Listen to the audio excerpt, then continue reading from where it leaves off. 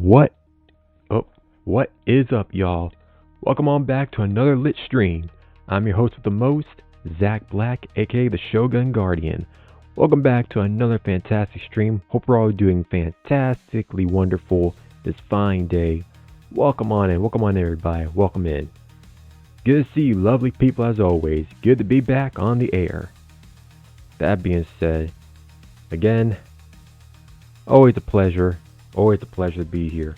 Also, how's my volume doing? How's my volume, y'all? How's my volume? Let me know in the chat. My volume's doing A-okay. Don't want to be blowing your ears out. Neither do I want to have terrible audio. Well, we're not going to worry about the Wolfenstein stream. That was pretty good. I still really enjoyed playing Wolfenstein. Again, really enjoyed beating that last night. Alright. Checking my audio right now at this very minute.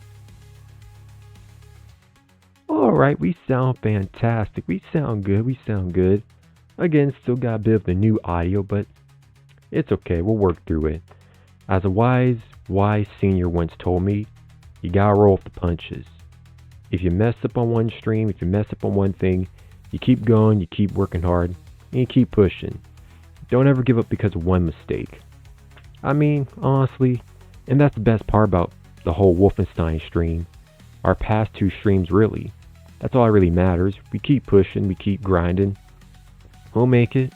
We'll make it. At the end of the day, that's all that matters, really. Just keep pushing. And besides, as I was thinking in the dojo last night, we can always come back and do a remaster stream. So, it's not even a big deal. I mean, we can always come back and do a remaster stream. But, hey, the fact that we already beat the game is more than enough. So, honestly, again, huge congrats on us, guys. We did immaculately well. Just beating another game like this.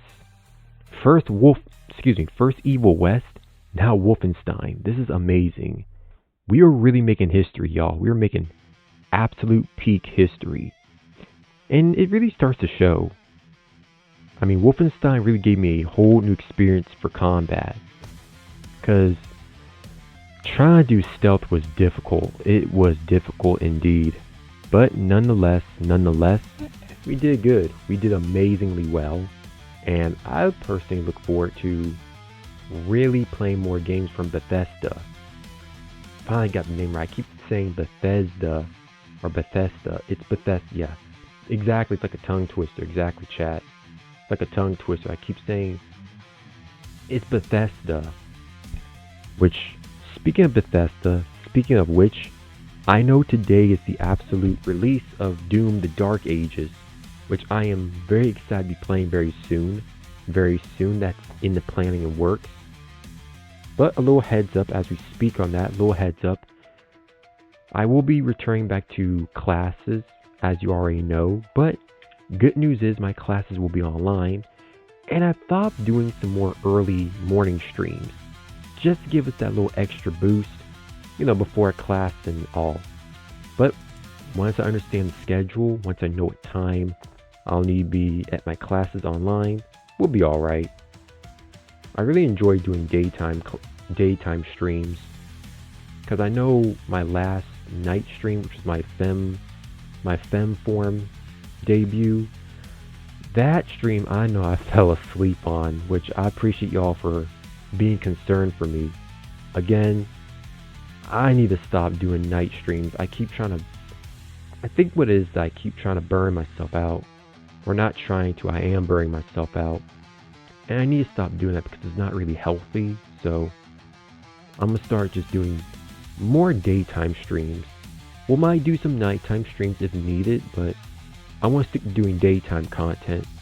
Because at the end, after you've grinded for like the morning, then into the day, then when it gets close to nighttime, then you can take a break. That's what I've learned from a lot of bigger streamers. That's what I've learned a lot from. And honestly, I'm very proud. I'm very proud indeed, just seeing us grow and grow more. It's a huge honor, it is. And at the same time, I really look forward to just pressing forward, keep pushing on. We'll make it. It's really just the feeling of, it's just the feeling of being satisfied of how well we work and how much we push and strive towards greatness. But that being said, that being concluded, I want to just happily say that I am proud that this is our first actual ASMR stream. And I'm very excited. Very excited indeed. But furthermore, before we begin, let me go ahead and get into my proper attire for a very special event and location. Just give me one small second. Here we go.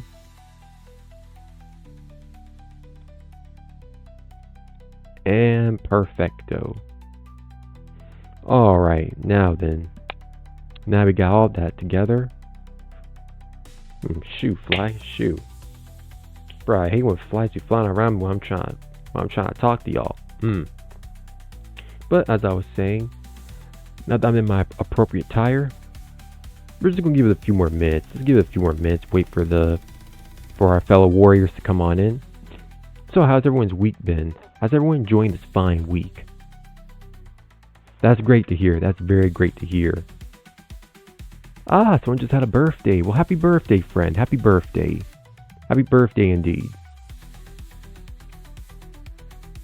That's good. That's good. It's always good to celebrate birthdays. It's always good to celebrate the memories that you made throughout your life.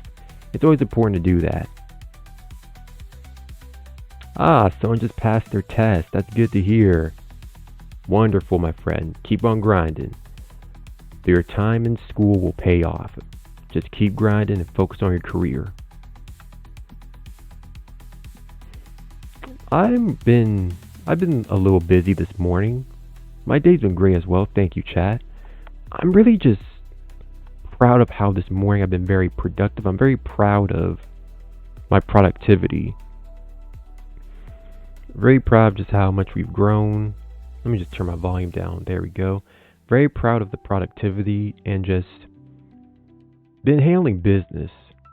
Really been handling business and just planning out future content for both my Vtuber and MMA channel. Which for those who are interested, let me just hold up a second. Un minute, s'il vous plaît. Yeah, for those who are interested in my MMA content, feel free to check out the YouTube channel. I always try to post whenever possible, just showing more of my MMA talent and skill as I continue to grow as a content creator, and one day looking forward to join a great agency to share my craft. So, that being concluded, just very much appreciate everyone's support and asking.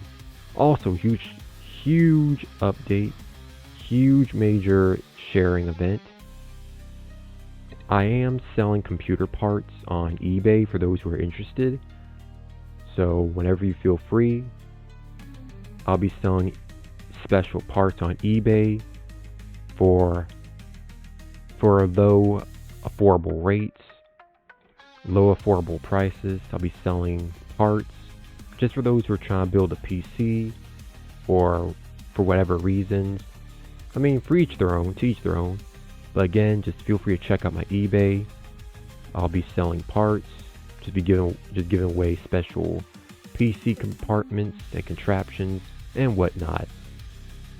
So, that being concluded there, very proud of the reception we're receiving too. Honestly, these past streams, we've been growing a lot. We've been growing tremendously well. And I very much appreciate that. Thank you. I do put a lot of effort into my work. I put a lot of effort into how I prepare these streams too.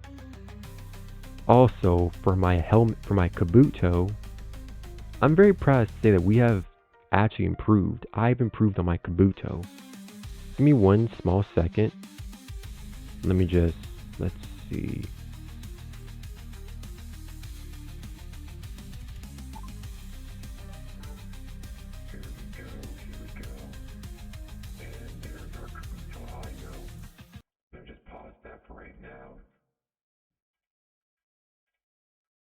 Hold on. Okay, y'all can hear me. Testing, testing, 1, 2, 1, 2.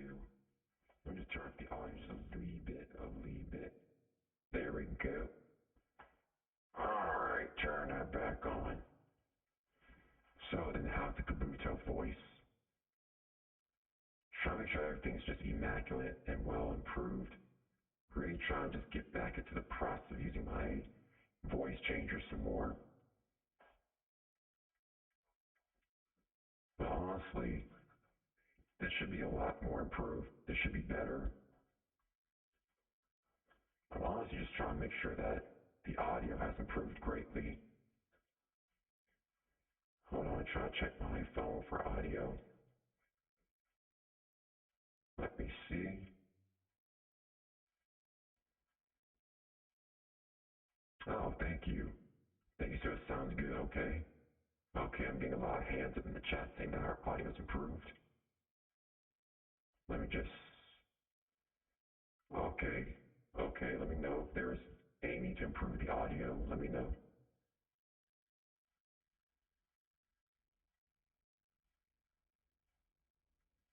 Okay, I'm checking on my phone for the audio test. Okay, just turn up a little bit. Okay. Trying to blow your eardrums out, so let me know if I'm too loud, y'all.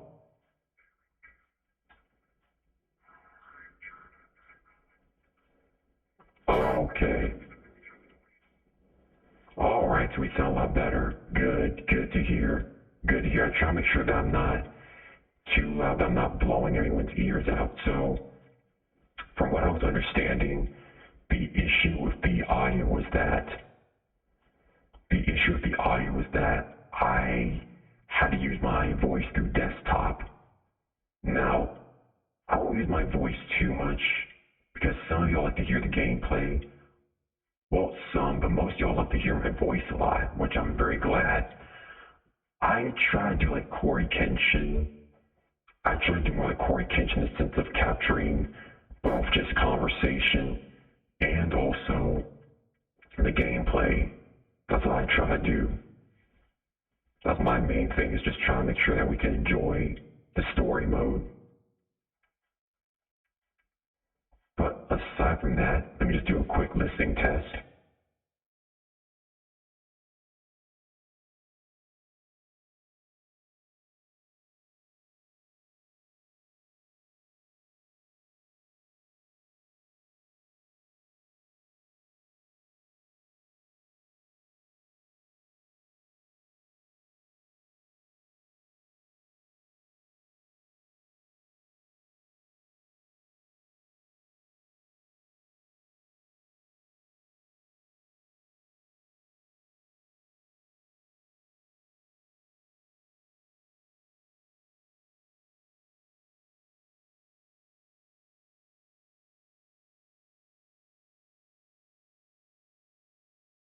Okay, we sound a lot better. So thank you for taking a moment of silence with me. Thank you for taking an immaculate moment of silence. I really love using my voice. It's just I will start trying to talk a bit more slower because I noticed when I listened to my previous audio, I talk really fast, and that might be why you don't fully understand what I'm saying. So I'll try to slow it down just a little bit. That's what I'll try to do when I'm using my Kabuto. But I'm really glad that y'all really love my voice and you enjoy when I use this a lot. I won't use it too often when playing games because it could be somewhat of a bother, but if y'all are interested, let me know in the chat as always. It's very much appreciated. Thank you. Anywho, we're going to go ahead and turn this off because we do not need the voice. This is only for combat reasons. Unless otherwise, of course. I'm going to go ahead and just...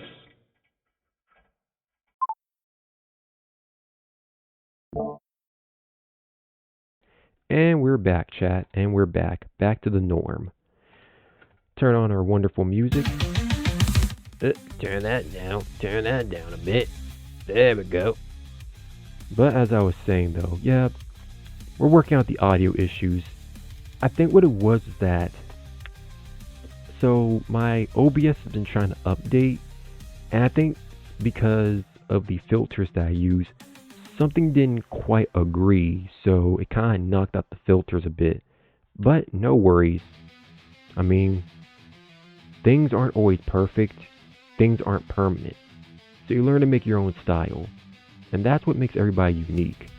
Everyone making their own style of audio and content. So yeah, I mean, I'm used to scuff. I'm a scuff tuber. That's part of the grind. Things don't always go as planned or perfect. But you learn to you learn to grind up the scuff, and you learn to keep pushing forth. That's all you can do. So that being said, very much appreciate everyone's patience. Really appreciate that indeed. But with that being said, let's go ahead. Let me just stretch a bit. My back. Oi. Been taking care of biz on my computer all morning. Give me a minute, chat, to just stretch. Make sure y'all do the same too. If you haven't stretched, make sure you do that. Don't sit in your chair all day or for a huge approximate amount of time. Oof, I feel like I gotta do yoga. Maybe I should do a yoga stream. What do you think, chat? Maybe we should do a yoga stream sometime. Yeah, y'all agreeing already in the chat. Y'all agreeing with me. Good. Ooh, my back. Alright, we Gucci.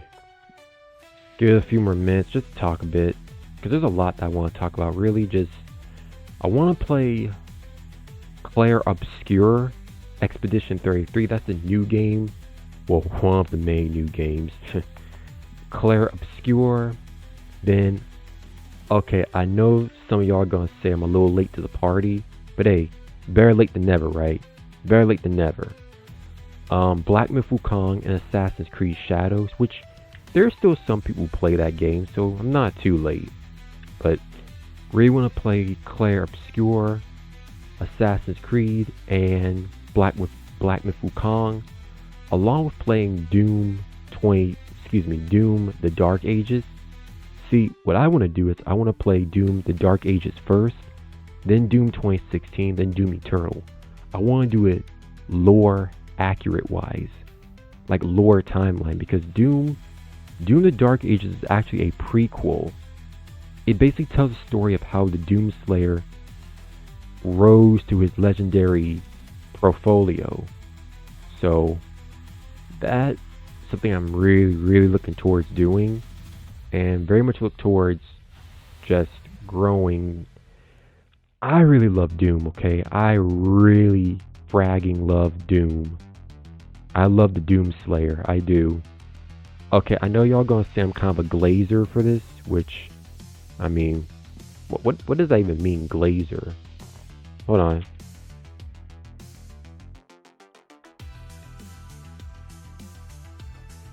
What is a glazer?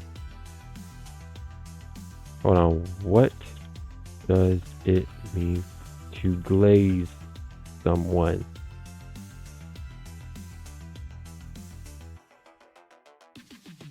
Okay, yeah, to excessively praise or compliment them.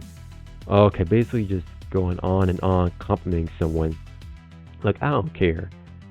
The Doom Slayer is one of my favorite game characters of all time, besides Shadow the Hedgehog and who else?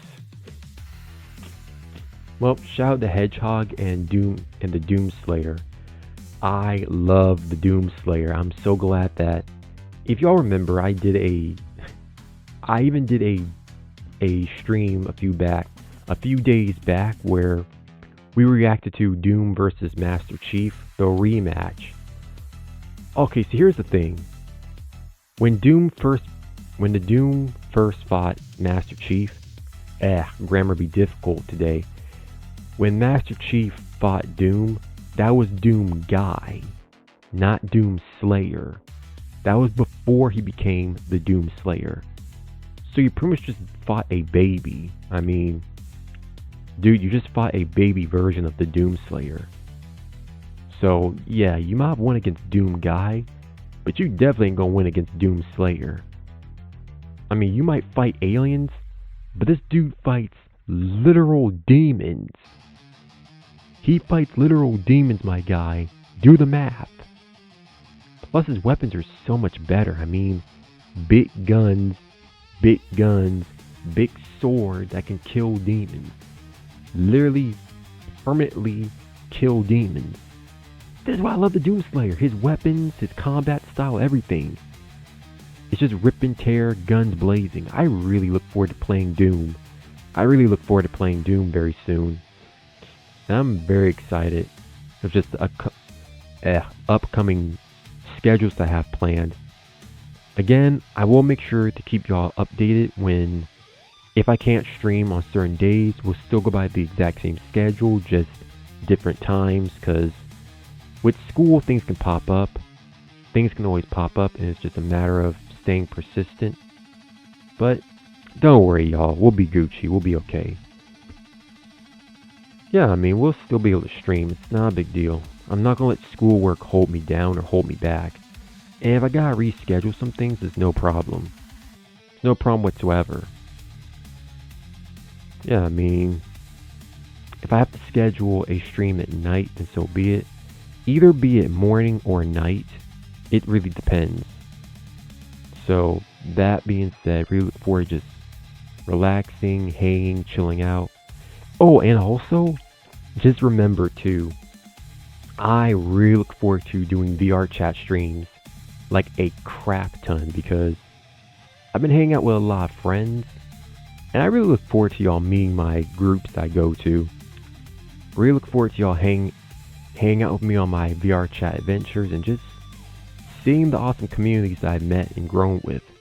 I'm very much excited. Now, heads up, the groups that I go to are for mature people, 18 and up, so I will label my streams 18 plus for Twitch and all metaverse wise. I will label them 18 plus because when I hang with my VR chat peeps, there are areas that are 18 plus. Now, I will still keep it TOS friendly, of course, but at the same time, I will do my best to maintain professionality. I mean, I can't control everything. I honestly can't. Wish I could, but I can't. And I probably don't want to either. That's way too much responsibility. So we're going to keep it up. We're going to keep it a band. And just whatever happens, know what kind of person I am, who I am, and just keep going. Just grind and continue to improve. That's all we can do. So if we do run into some issues or mess with some really, really immature people, just gonna keep afloat, keep on enjoying ourselves, and not worry about any bad vibes. Just keep it positive, okay? Exactamundo. Keep it positive, chat. Exactly. Keep it positive.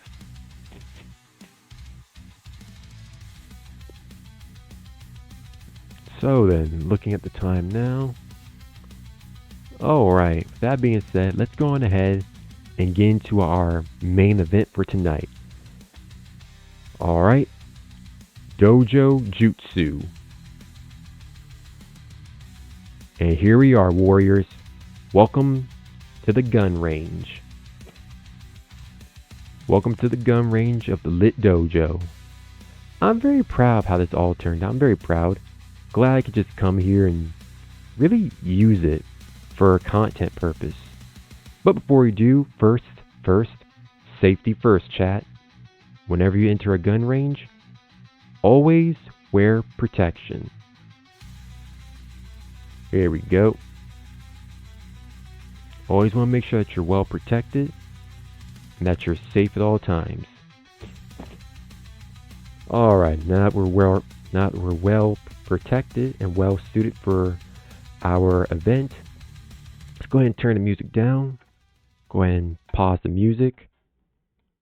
And okay, just for a little headphone warning, before we start, let me just go ahead and type in my warning.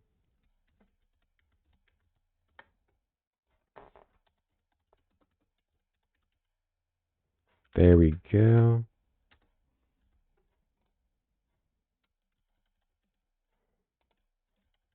There we go. Scroll this on down.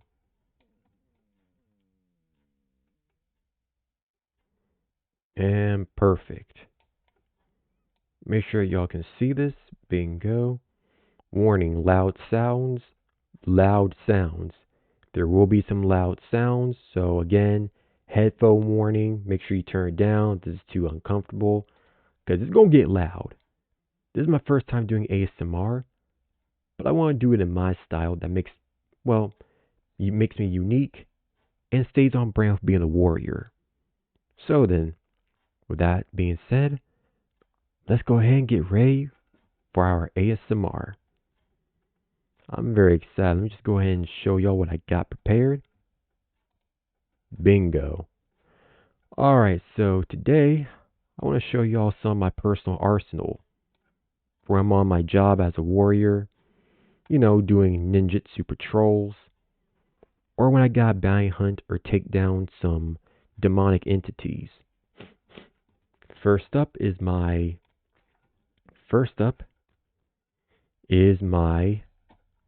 Cyber Magnum, a specially modified Magnum handgun from the future, just for my travels in 2099. Yes, I have been to the future many times. 2077 and 2099. I have traveled wide and vast. And I gotta say, their firearms, immaculate. And very strategic too. Plus the parts, very well modified and created. The craftsmanship is to die for, really. Very, very well crafted indeed. So then, let's go ahead and fire it off. Oh yeah, exactly. That's my Cyber Spine. My Sandevistan. Yeah, it's my Sandevistan. Got that from my time hanging with the Cyberpunks. Many of the Edge Runners. It's a 2.01. A lot different from David's Sandevistan. Alright, let's go ahead and get locked and loaded. Go ahead. Let me just check everything, make sure we're all good. Make sure to check targets. Just adjusting my target settings. Make sure we're all Gucci. Thank you. It's a very special modified handgun. Packs a lot of boom power. A lot of good boom power indeed. So, really want to be careful of how this all works. I mean, I've been using it for a good while, so I'm used to it. Compared to a normal person, this wouldn't break my wrist, obviously. Being a metahuman hybrid, it would take a lot to break my wrist, please. It would take a lot. It would take an atom bomb amount to break my wrist. Even that wouldn't do nothing, really. Really wouldn't. Alright, just checking my settings. Make sure we're all keeping a band. Alright, we Gucci. And that being said, booyah. Alright, just checking my settings real quick as well. Just checking the audio. There we go.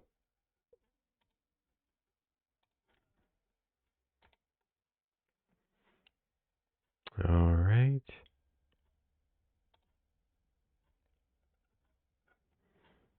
Just checking some real quick. Don't worry, y'all. We'll be okay. Just make sure that everything's set up. I mean, everything is set, but just sometimes what I use can have a few issues.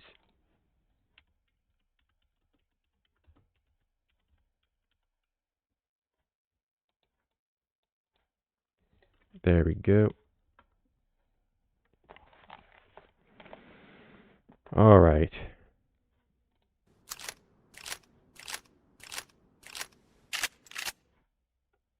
Perfecto.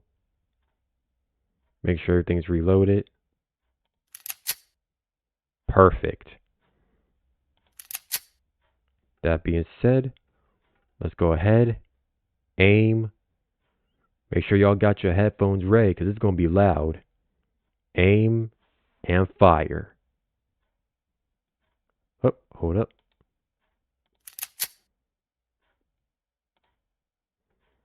Let me see here. Hold up. Just aim.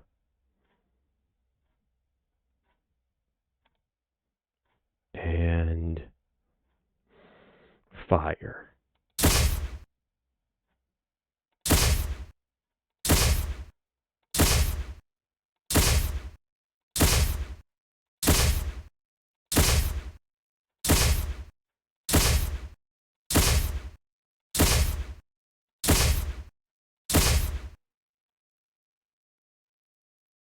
Not bad, chat. Not bad. Aim and fire.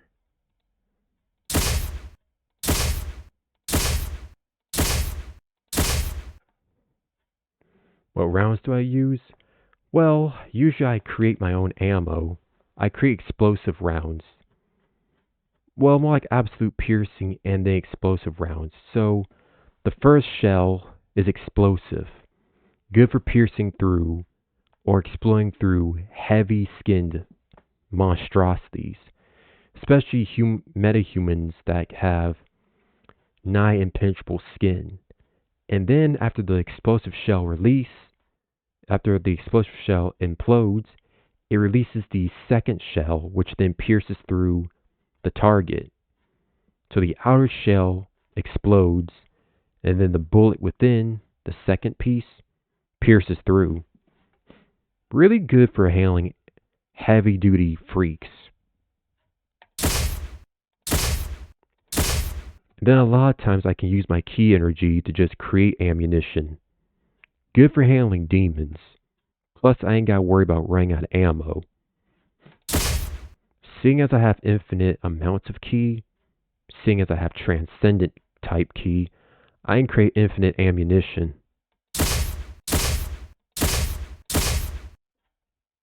Yeah, I don't even have to worry about that really. I don't have to worry about burnout.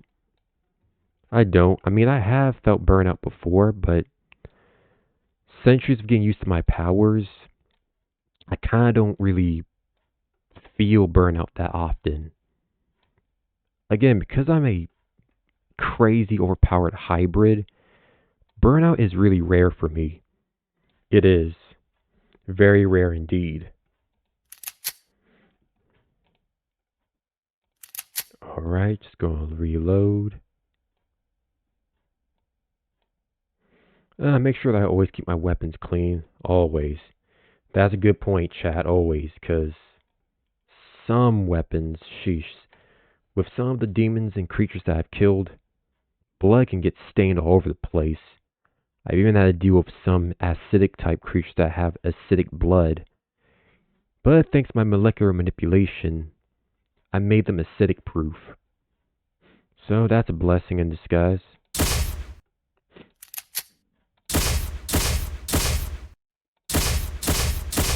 Headshots. Headshots, baby.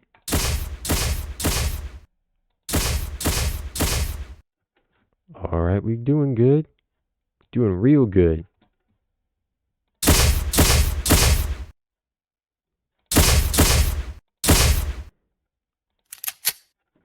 Alright, and that there's the Cyber Magnum.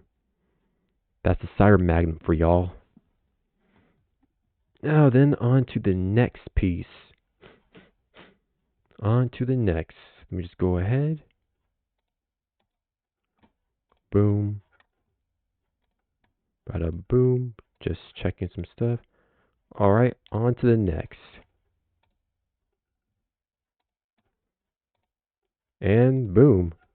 This here is my anti-magnum. Especially made modified laser powered revolver magnum. Good for absolute piercing. And as quoted and stated in the anti part, it's good for anti-healing combat. Meaning this thing can pierce through healing factors. Good for those hard to kill regenerator types. Especially those who are like Wolverine or Deadpool. Or even like, say, Hulk or Doomsday. Yes, one shot of this to the head could take out Doomsday from DC. It's that powerful. Even I gotta be careful. I have been hit by weapons similar to this, so it does hurt quite a bit. But because I'm a transcendent type, not that much. That being said, let's go ahead and just collecting my ammo. Go ahead and collect my ammo.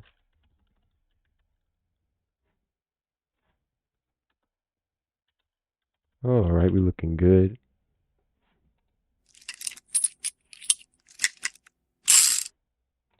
Perfecto.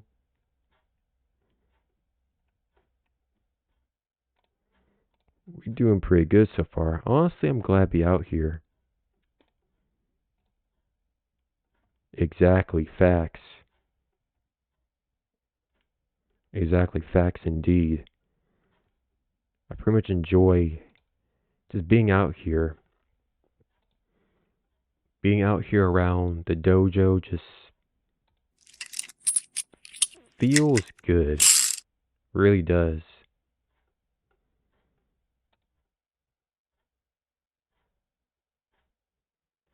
Okay. Thank you for the patience. Just experiencing some difficulties, but we'll be alright. We will be alright. Alright, that being said. Alright, make sure you got your helmet on, ear protection ready, and firing.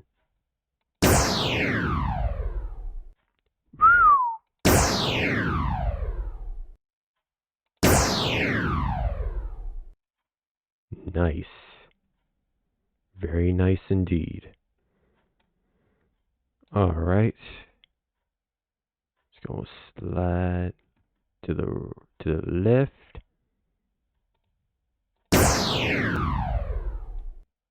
Bingo.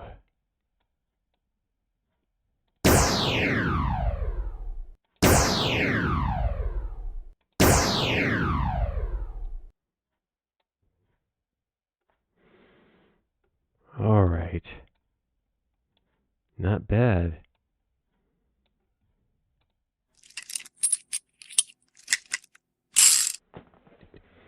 I can sometimes use my ki energy just recharge my weapons.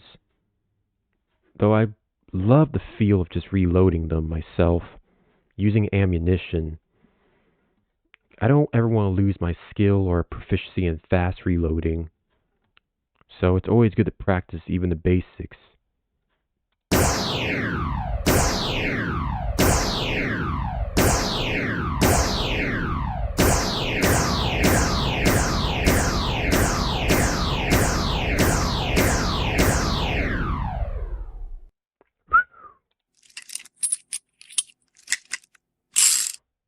Alright.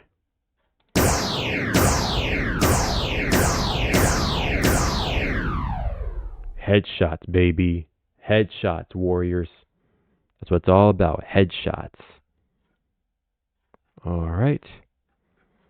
Now we got that covered. On to the next. On to the next indeed.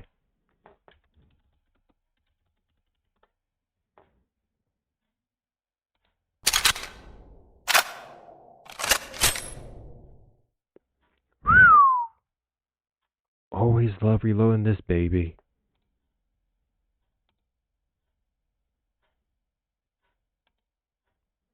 Alright. Locked and loaded.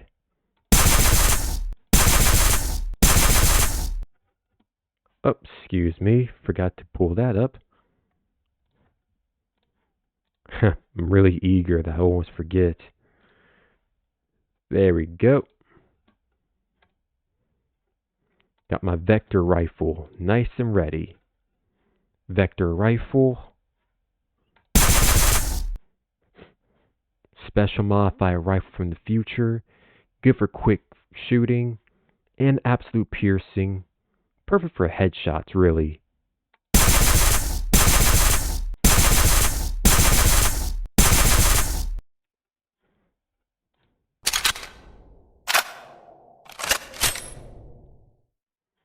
Alright.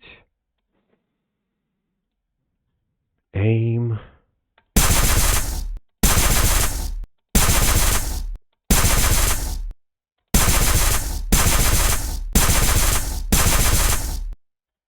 And now, for my favorite part of this weapon, onto its sniper counterpart. Bingo. Just reload real quick. And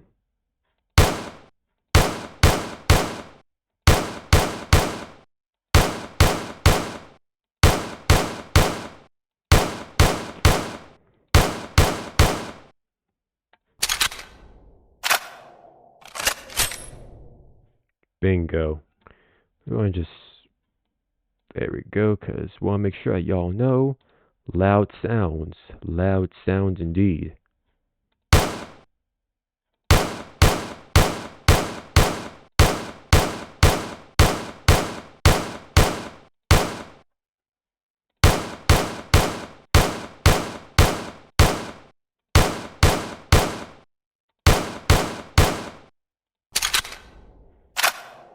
Reloading. Breathe.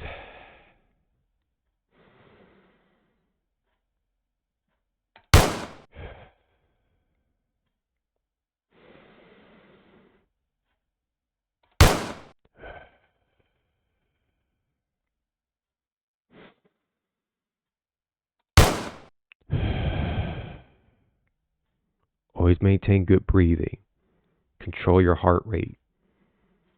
If your heart rate is out of control, you're going to miss your shot.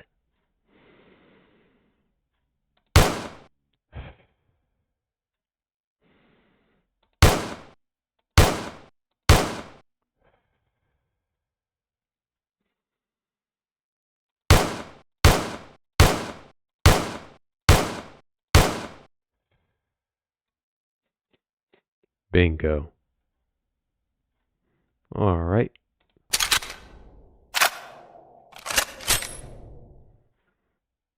On to the next one.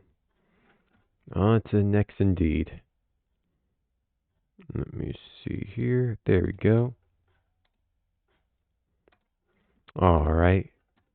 One of my personal favorites for close quarter combat, my dual wrist Uzis.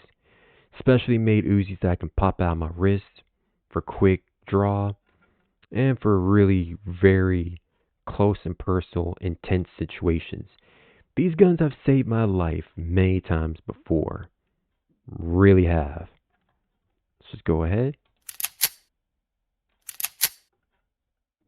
And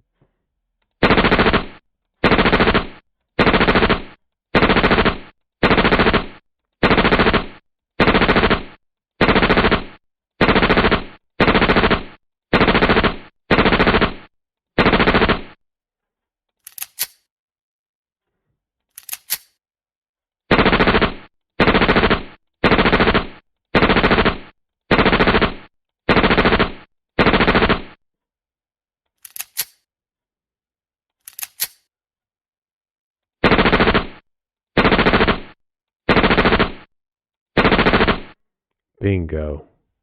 Headshots all around. And body shots too. If I can't aim for the head, then I'll aim for the heart.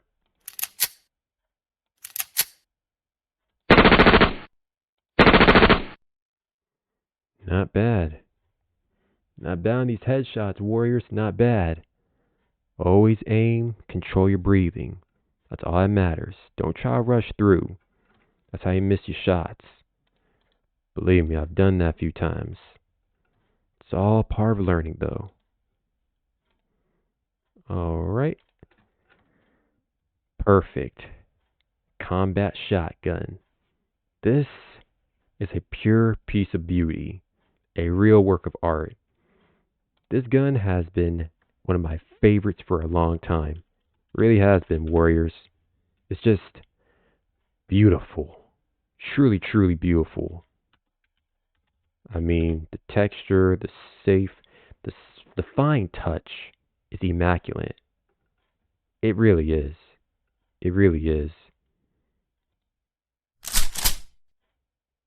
Ooh, that's beautiful. Beautiful indeed. Fine touch. A fine touch indeed. A fine piece of beauty, for real. A very fine piece of beauty. A fine piece of beauty, if I may say so. Heavy duty as well. Honestly, you'll never meet a more beautiful piece of work like this. I mean, you won't. It's rare. Very rare indeed. And honestly, with the well-formed craftsmanship that it has, it's a huge work of art. It really is, chat. It really is. Alright.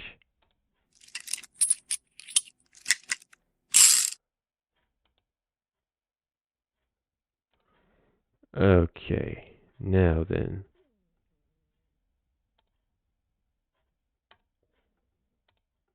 Let's just go ahead. Prepare our shoddy so we can get this party on the road.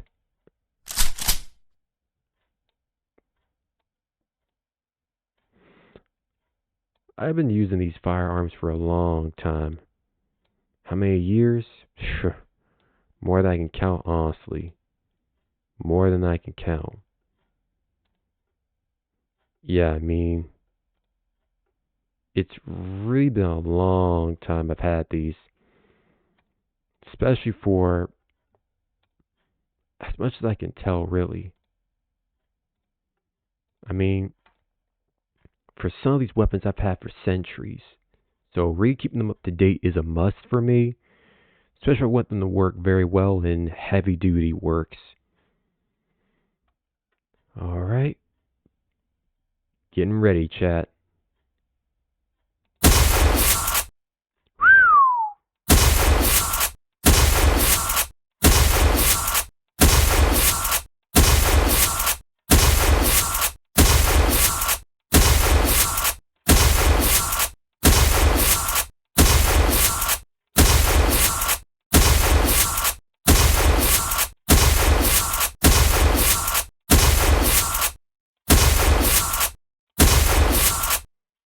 Booyah. And now next up, another shotgun. Another piece of absolute beauty. I call this the double cannon. Use specially modified fire breath rounds. For those who already know, fire breath is considered illegal, but however, I'm allowed to use some specialties for special reasons. I'm kind of a emergency type deal, especially handling the demon folk. Yeah, never can be too prepared for demons. Now then, I will have to back up some because this can pack quite a punch.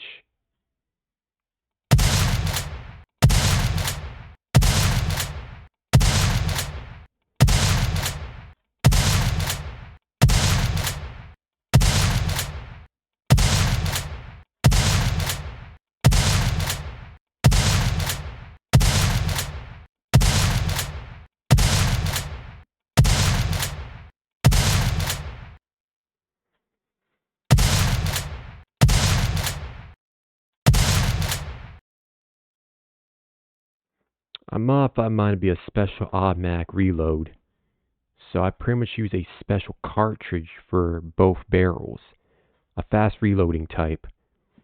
Took some major modifications, but we managed.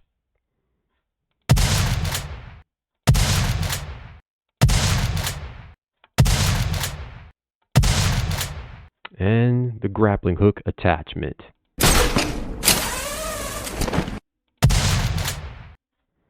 A little inspiration from Doom Eternal. Mighty proud of adding this. Really good for grappling in or swinging around. Really gets you around the town.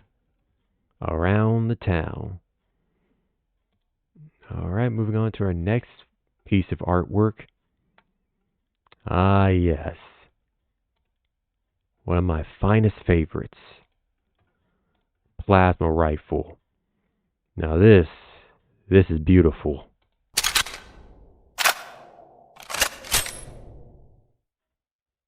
Aim and release.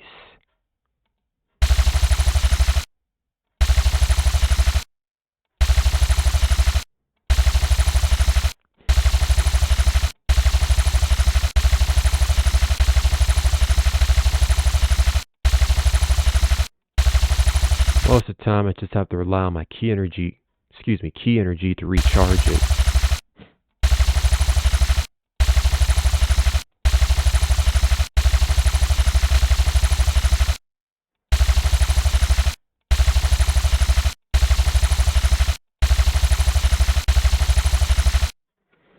Not bad. Smoked them even. They've been dangerously smoothed. Brings it back to an old story that a family member of mine in Virginia once told us about this time where he was in their neighborhood doing some errands. And he ran into this guy who was talking about how he had some corn. Yeah, so my family member, he was doing some errands. There was a guy from my family, from my dad's side really. He was running some errands in the neighborhood, and as he was almost done, there's this guy who came. He came up to him and said, "Hey, I got some corn for you." Now, obviously, my G didn't want the corn. He said, "Nah, no thank you." But the guy persisted. He kept saying, "Nah, here, take the corn. It's real good. It's been dangerously smoothed." Now, from how my family member described it, sounded the guy was high off the rocker or something. Like he was on some serious Zaza. Man literally said it was dangerously smoothed. I think he was trying to say it was dangerously smoked or cooked or something. I mean, seriously. Sometimes, like, you wonder what are people on. My man's just trying to handle his errands and call it a day. And you come out here talking about, got some corn. It's been dangerously smoothed. We don't want your acid cooked corn. God only knows the kind of crap you put in it. Moral of the story is, chat, don't deal with weirdos. They ain't worth it. They never are worth it. Honestly, sometimes you wonder what goes on in people's mindsets. Alright. Not bad at all on the smoking. Smoking of these targets, that is. Yes, sir. Yes, sir. I know how to handle these weapons with proficiency. Had them for a long time now. Very much proud of how much we've grown. Takes a lot of experience to know how to handle these different firearms. Really does. I'm pretty much a centuries of experience professional. So again, do not do this at home. Or rather, do not do this at home, period, children. For I am a well-trained professional. Now then, moving on. Moving on to our next piece.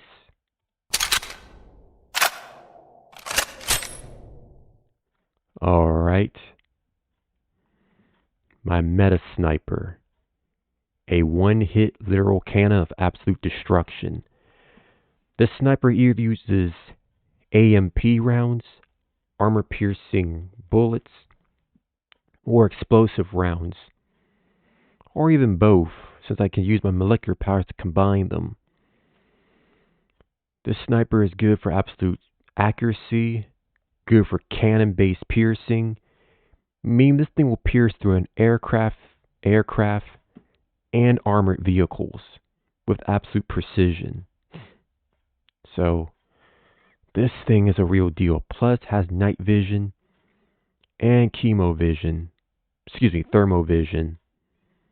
Really good for seeing in the dark and seeing through severe temperatures, especially if I have to go hunting at night or through extreme temperatures and weather.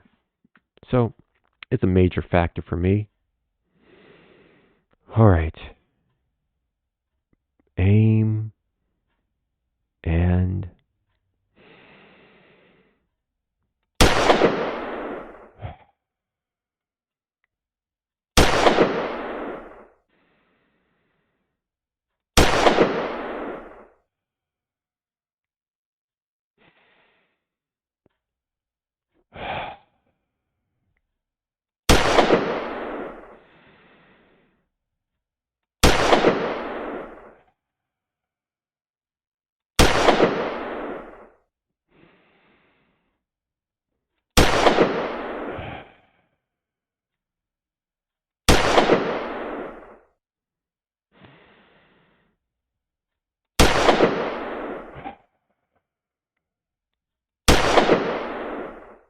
Can it go automatic? Yes, it can.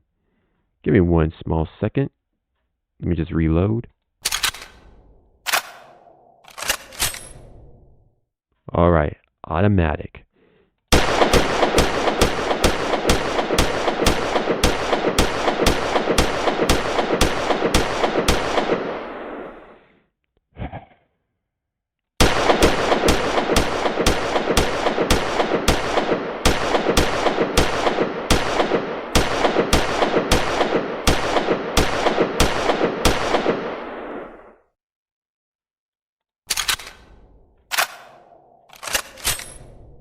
Bingo. That's what's up. That is what's up with this piece of beauty. The meta sniper, y'all. Especially good for meta humans. Except on a lower level compared to me. Would take more than this to knock me out, chat. Take more than this to knock me out. Alright. Time for the big beauty herself. My heavy cannon. Yes, the exact same type from Doom Eternal. Except this is a more modified version. A very, very strong modified version indeed. But before we continue, I'm going to go ahead and take a small little break. Meanwhile, y'all sit back, relax. Until I return, we will be right back. BRB, Warriors. BRB.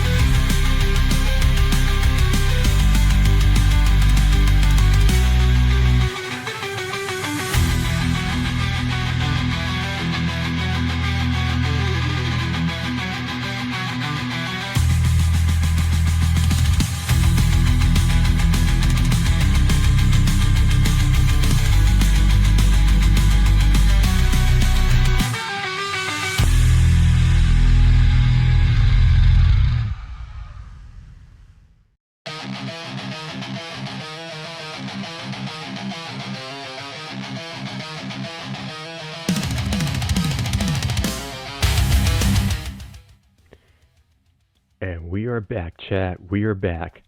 Thanks for the patience. Thanks for the wait, as always. Alright, what a lovely break we just had. Alright. Glad y'all are really enjoying yourselves. Glad you're enjoying my first ASMR stream. I really put a lot of effort playing this, so it may not be exactly perfect compared to most VTubers, but you know, well, first time around, things are never perfect. We'll improve, we'll grow, and we'll just keep growing from here. But I'm glad you're all enjoying yourselves. And I'm glad you all are having a great time. This is amazing. I'm very, very grateful indeed. So then, let's go ahead and continue on. Let's go ahead and just continue on. Alright, let me just turn myself around. Continue on back here. Alright. Now, this is a real party starter here. Yes, sirs, and yes, ma'ams. This piece of beauty will really rip and tear through the competition. If you want speed, oh, she's the beauty. If you want absolute all-piercing death, she's the queen of that. And most of all, if you want absolute precision while mowing down the competition, this is definitely the beauty that you want for sure. Yes, sirs, and yes, ma'ams. With that being concluded, let's go ahead. Let's go on ahead and just load up this fine beaut.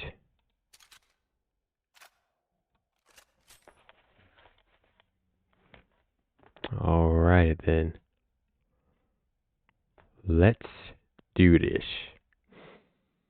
Breathe. Maintain a strong stance because she got some kickback. But that's why I love her. Mean and clean.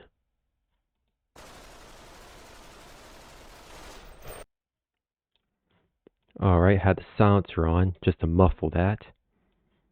Removing the silencer. And let me just go ahead and reload again.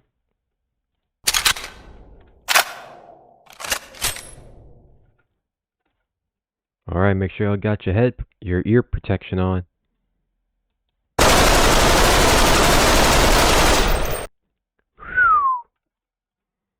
Now that's what I'm talking about.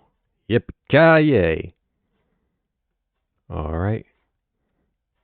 And we got some more ammo in the chamber.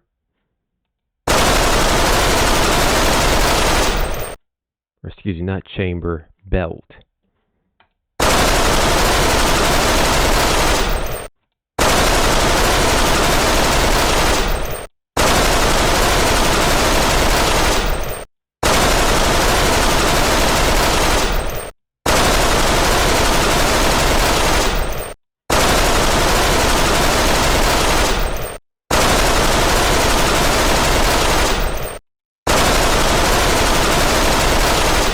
Ha! That's what I'm talking about. Alright, y'all love that, don't ya? Heck yeah. Seriously. This is what I'm talking about. Rip and tear until it's done, y'all. Alright, onward to the next beauty. That she is, exactly. She is all powerful when it comes to killing these demons. When it comes to just tearing down the competition. All deadly, all powerful, and all destructive. Just how I love my weapons. Big and beautiful. After all, big weapons means bitness. You come in with big weapons, you stand on bitness. That's how I always do things. Alright, and now for the grand finale. Y'all gonna have to give me some time for this one. Give me a minute, because this one, she means business. And when she means business, she ain't playing. This here is my chain gun. My absolute beauty. Chain gun, minigun, or absolute death turn, as I like to call it sometimes. Oh yeah. Here we go. Honestly, This is something that I really been looking forward to sharing. Alright. Alright, we're ready. Just calibrating everything. I'll make sure I'm not using too much ammunition. Gotta save up, as you know.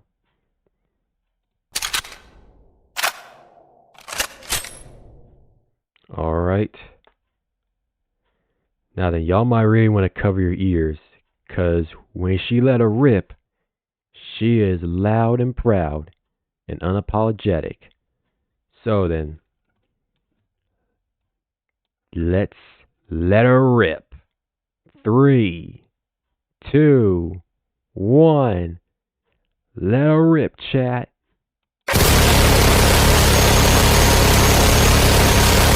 Yeehaw!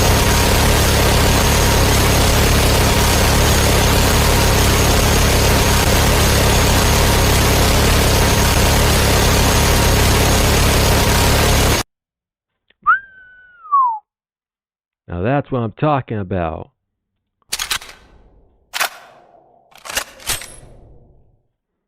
Again? Okay. Love the enthusiasm. Epic countdown. Nah. Epic countdown, y'all. Epic countdown. 10, 9, 8, 7, 6, 5, 4, 3, 2, 1. Let her rip. Yeehaw!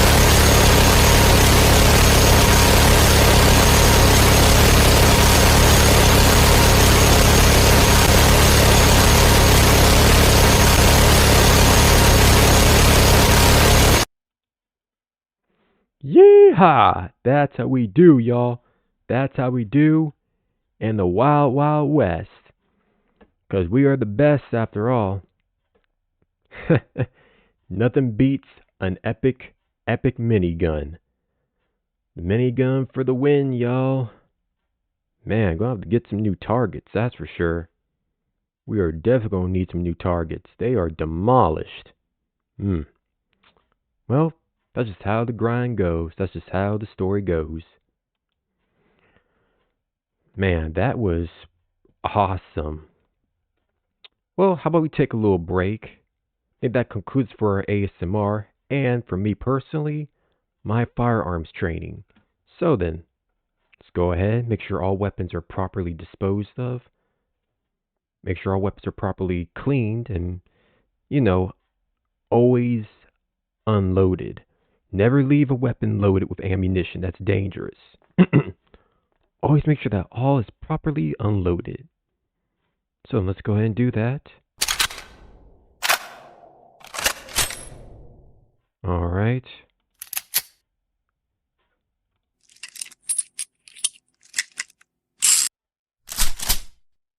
Alright. We Gucci.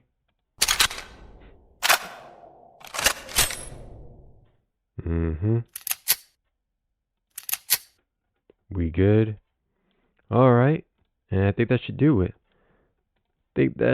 Y'all. Not bad. Not bad for our training and for our first time in the gun range. Very proud indeed. Go ahead and pop off my helmet. There we go. Now then, that's what you call an epic training. Good to be back in this gun range too. It has been a while. Glad I could finally share this and show it to everybody too.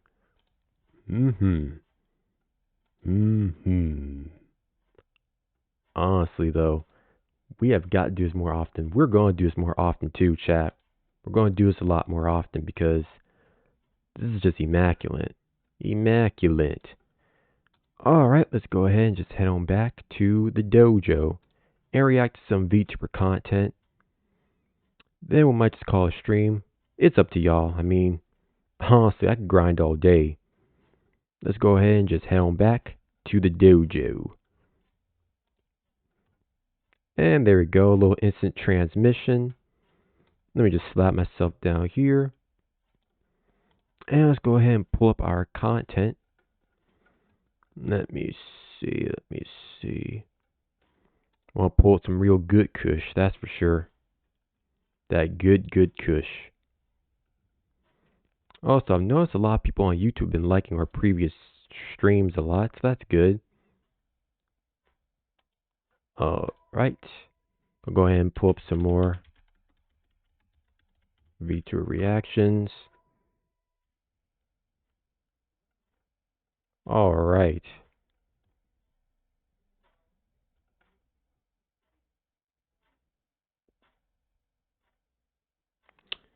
Okay, try to find some things that are non-drama based.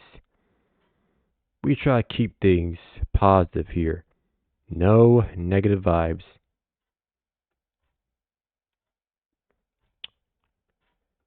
Yeah, exactly. I don't really get into drama. I just stay the crap away from it. Oh, this is a perfect one. Okay. Pulling up and bingo. Y'all gonna love this one. Turn the volume down just a little bit. There we go. The Doom Slayer.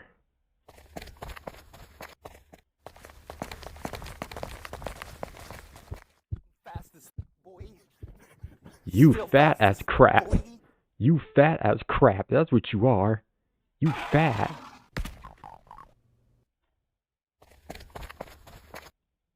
Oh, you messed up.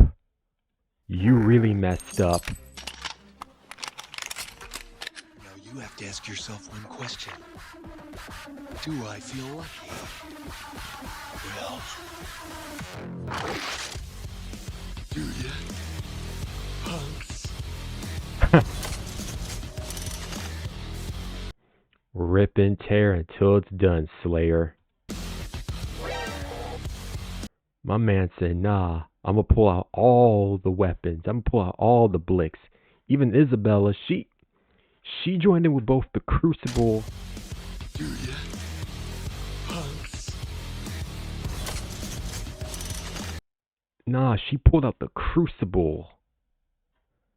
Doomslayer, he just pulled out everything. He pulled out everything.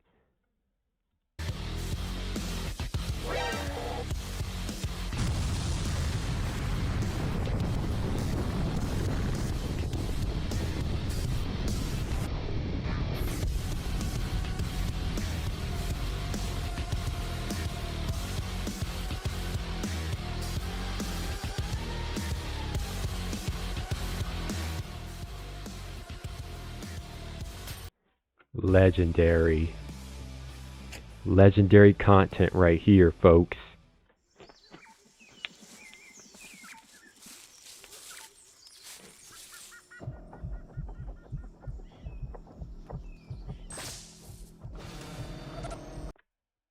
Oh, shoot, my bad. Shoot.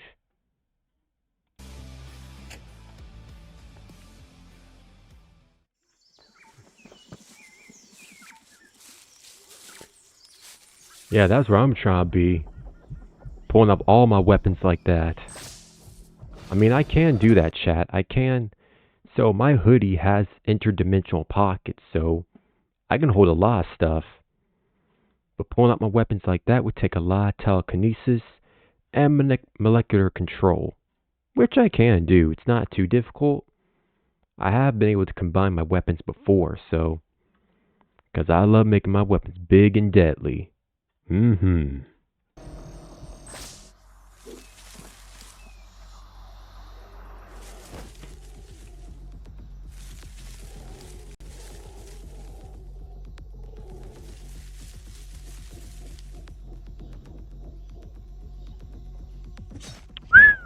Quick reflex.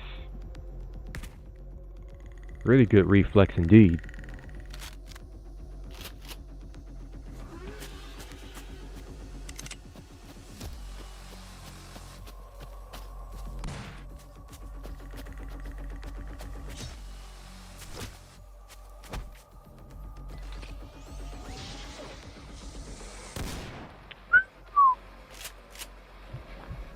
Yo, Hold up.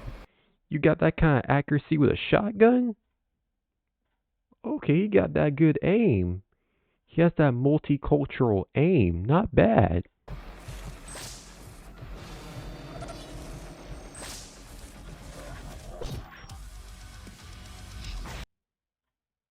My good sir, look at your stomach. He stabbed you. My good sir, you are stabbed in the torso. My good sir, you are impaled. You've been impaled. Yeah, he keeps on fighting. Ooh, creme brulee. Shotgun. Him with that 3-piece combo. Blade, flamethrower to the face, and shotgun. Headshot. Now he's a shish kebab.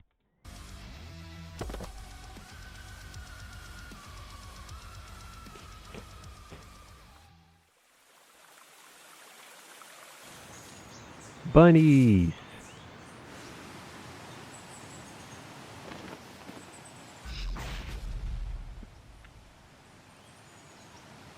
Oh, you done messed up, partner.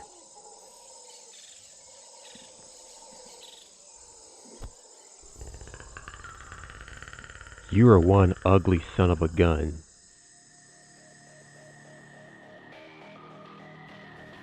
Shouldn't have made him mad, partner.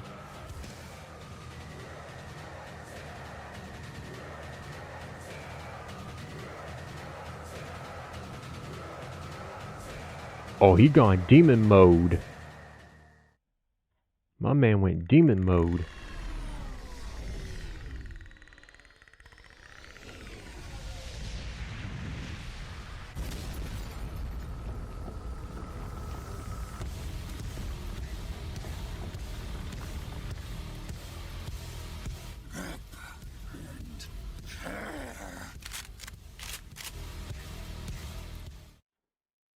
You done messed up.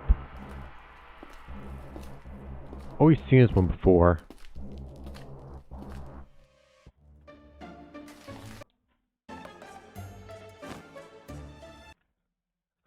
Hold on. Yeah, we've seen this before.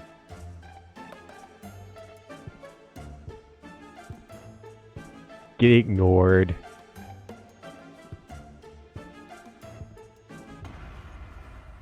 Don't do it.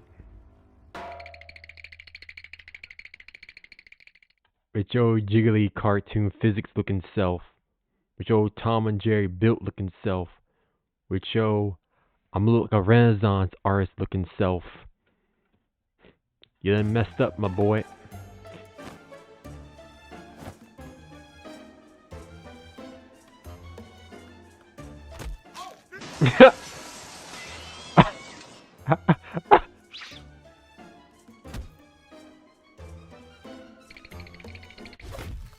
Oh, you done messed up, my G. You smell like a demon.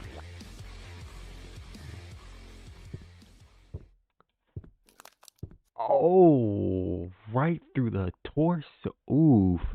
How's it feel, artsy? How's it feel now? Bro, look at his foot. His right foot is concocted and contorted. My man's concocted, contorted. He's all contruded. Like my man is literally folded like an omelet. Like, look at him. Concocted, contorted all over the place.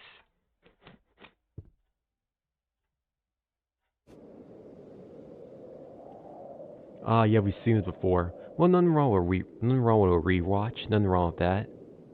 I really love Sebturnal because of his constant Doomslayer glazing. Now again, okay, I know a lot of people would say that the Doomslayer gets too much glaze. Listen, I'm gonna keep it a band with y'all. I'm gonna keep it a band. He's the Doomslayer. His weapons, his aura, his power. He has earned the right to be overglazed. I mean, come on. We're gonna glaze him like a glazed donut. Pause on that, okay? Nah, chat, don't be a sussy baka. You know what I mean.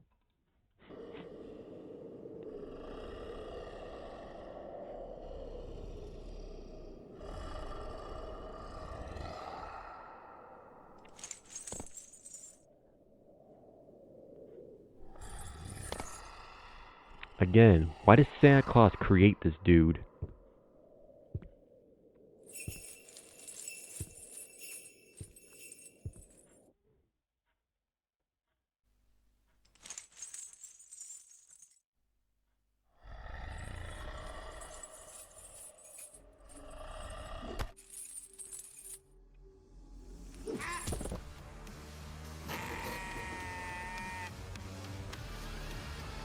Yeet! Ooh, your back meat. Nah, his back like these. His back like these, chat. Nah. After a fall like that, you gonna need. Your spine is broken, my guy. You're probably now a quadriplegic. And then look at the eyes. He knows you messed up. He knows he messed up. Look at the eyes.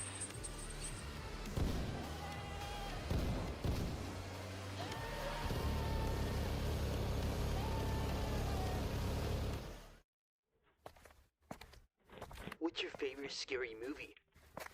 Wait a second. Stu? Yes, Billy. Where did you take us this time? What am I, 3D? But we've always been in 3D. No, you idiot. I mean low quality 3D, like some cheap animation software. Who's that 7-foot tall, heavily armored gentleman standing over there?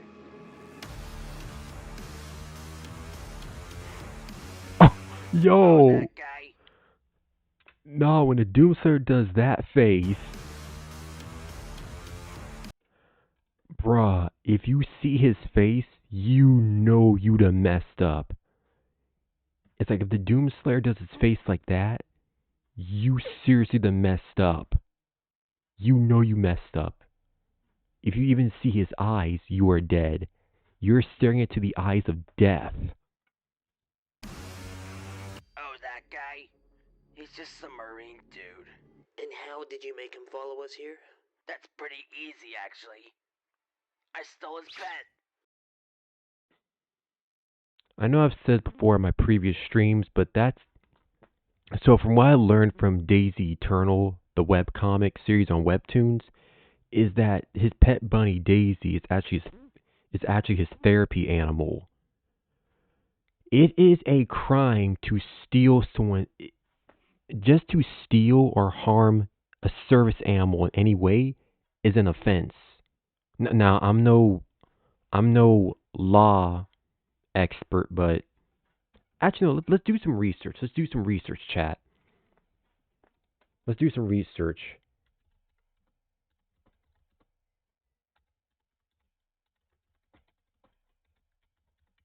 A service animal. The most states stealing a service animal can result in serious legal consequences ranging from misdemeanors to felonies. The specific penalties depend on the state and nature of the crime, such as theft, interference, or assault.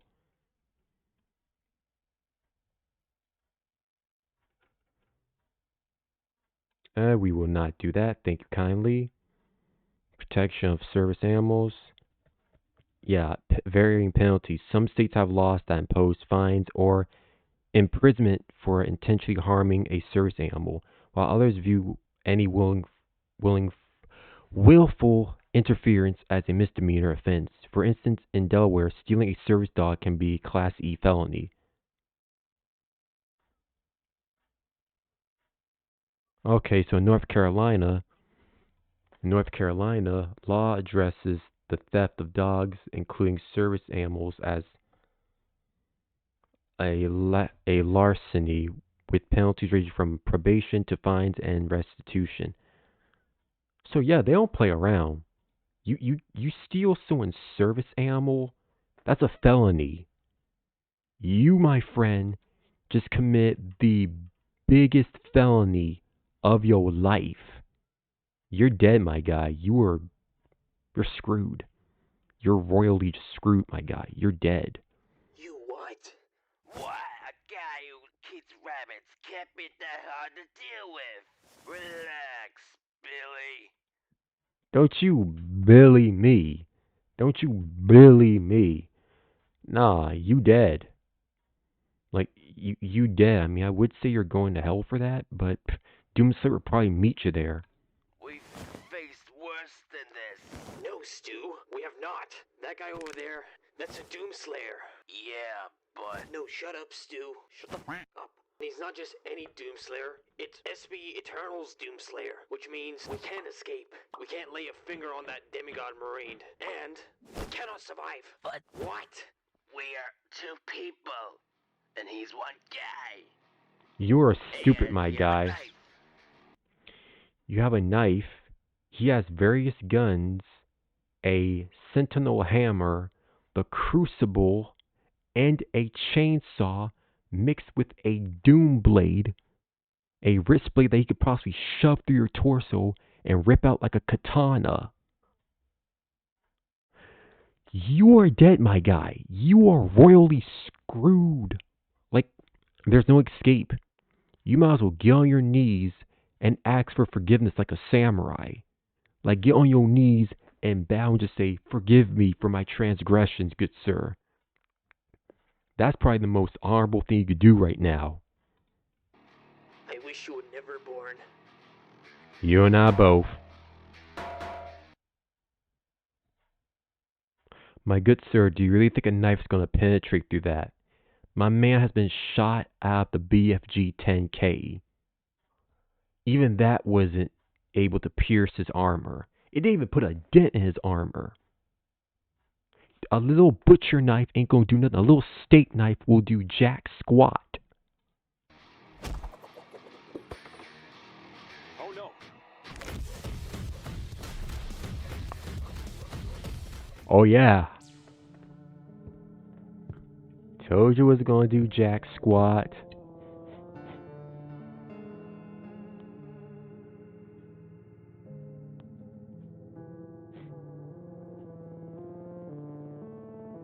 That's what I've noticed with the Doomslayer's not avatar, excuse me. His design is when you look at the neck, it's really based on like military build. So his armor, especially with the neck part, that's kind of like with SWAT forces where it protects their neck from like bullets and stuff, like explosions. It's like armored cushioning. I love how that protects him from, in case a demon tries to come up and slash him in the neck. I mean, his neck is still somewhat exposed, but not too exposed. That's why I really love about the Doomslayer's armor. It's based on his strength and based on his experience. Because as I've learned from another source, that his armor is actually made from his past versions, including the original game, going up to where we are now. The Doom Eternal armor is literally an amalgamation of all past versions of himself. So, yeah, for real, it's like an amalgamation. It's like a real showing of his experience, a real telling of his whole life history. That's why I want to play Doom the Dark Ages first, because it's a prequel. It's literally his origin, from being a super weapon to a superhero to a literal demigod. So, yeah, I'm going to play Doom the Dark Ages first, then Doom 2016, and then Doom Eternal. It's more lore timeline accurate.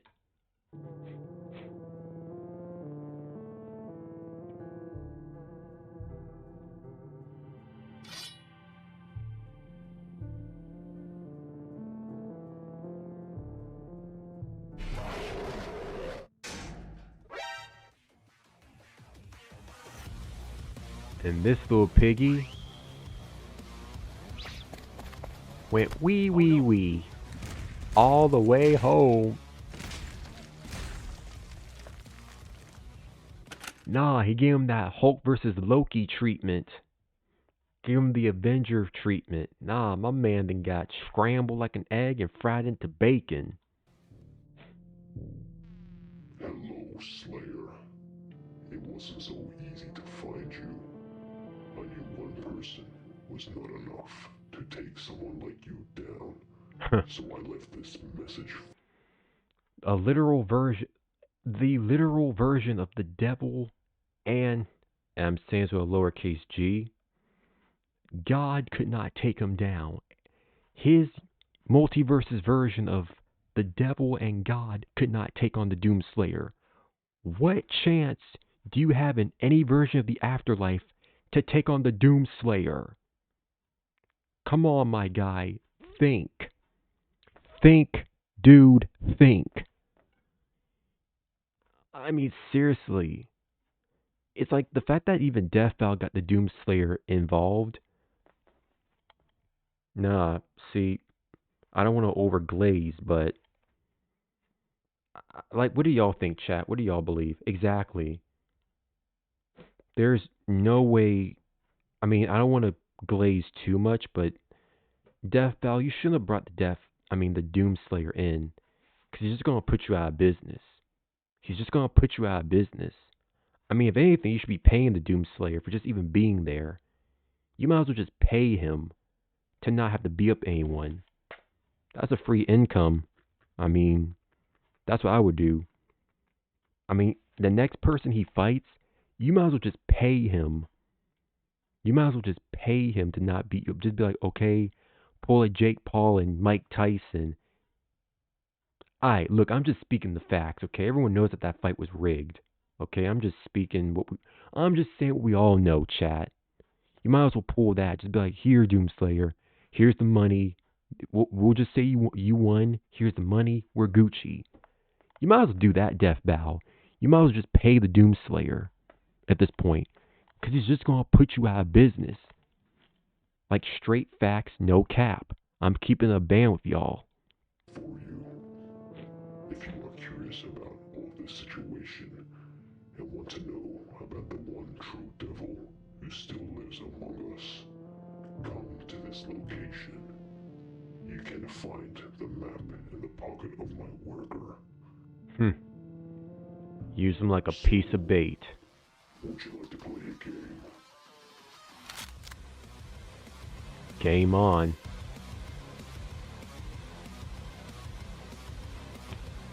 My man said game on, okay. Doomslayer, the security of the UAC scientists. You are protecting the people who cause death of billions of people of your universe and almost cause the extinction of humans. You think you saved the people, but you are just as guilty as the UAC for destroying the balance of entire dimensions and multiverse by your actions. Well, now that's not exactly true. That's absolute bull malarkey. That's bull malarkey. That's not true. The Doomslayer, yeah. First of all, that's their own fault. The Doomslayer had nothing to do with that. Yeah, he might have been a security guard, but that does not mean he agreed with what was going on. He actually tried to clean up, tried to fix their mess. So you can't even see, you don't even know the full story, dude. Like, you can't say that that's Doomslayer's fault. He was literally first made into a weapon to fight the evil. Then, again, came back as a survivor to fight yet again. It's like Doom the Dark Ages, like, he's a super weapon. Then Doom 2016, he's a survivor, reliving everything again. And then Doom Eternal, he is a literal demigod. Like it's like 3 chapters. The super weapon, the surviving hero, and then the demigod hero. That's pretty much what it is now. Welcome to the first game. Ah, Jigsaw. I want to play a game. And if you lose, your mouth will be ripped open to the back of your neck. And even your helmet is not enough to save you. I usually don't let my players cheat with armor and helmets, but since no one could take you here, so I made you join my game by yourself. It doesn't matter. Here's how you can win the game. There are 6 keys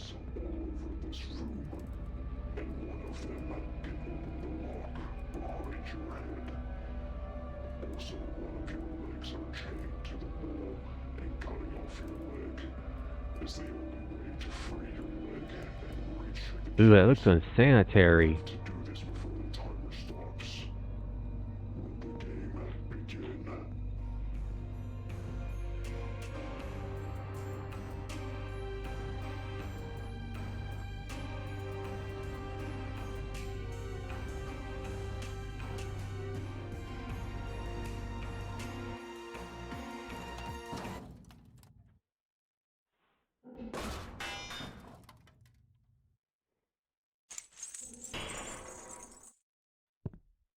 Hmm.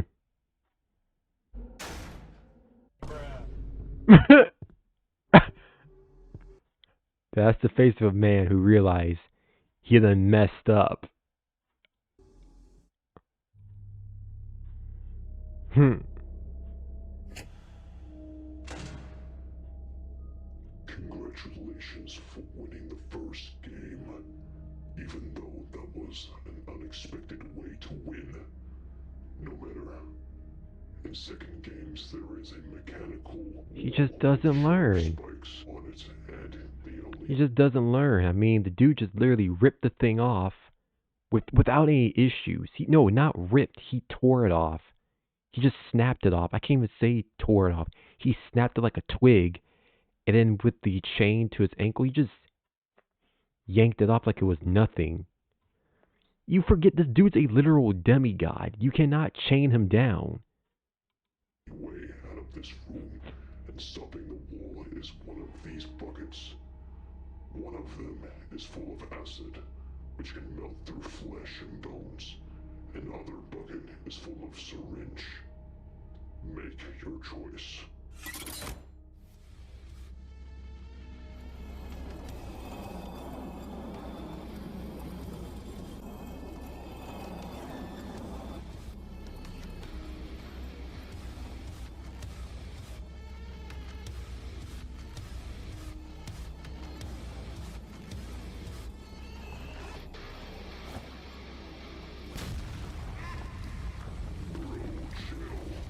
Nah, ain't no chill.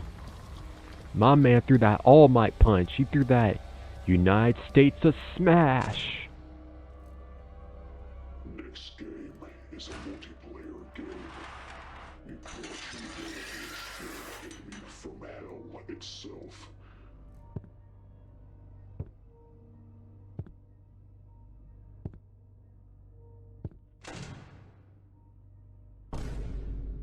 This is how you win this game.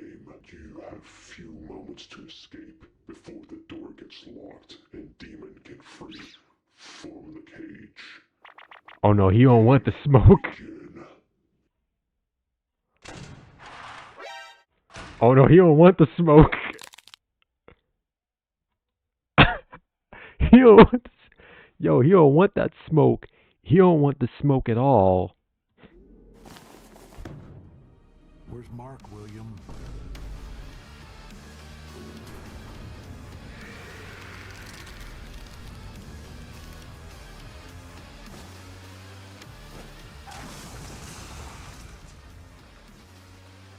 Fold it like an omelet.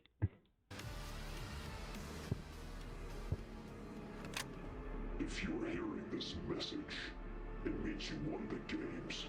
Congratulations, the one true devil, the Doom Slayer.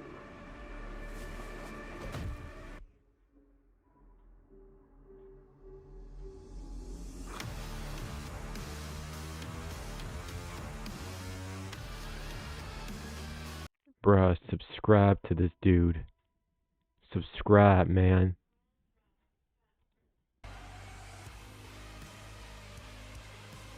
Septernal. Or we could just go all day just watching Doom Eternal content.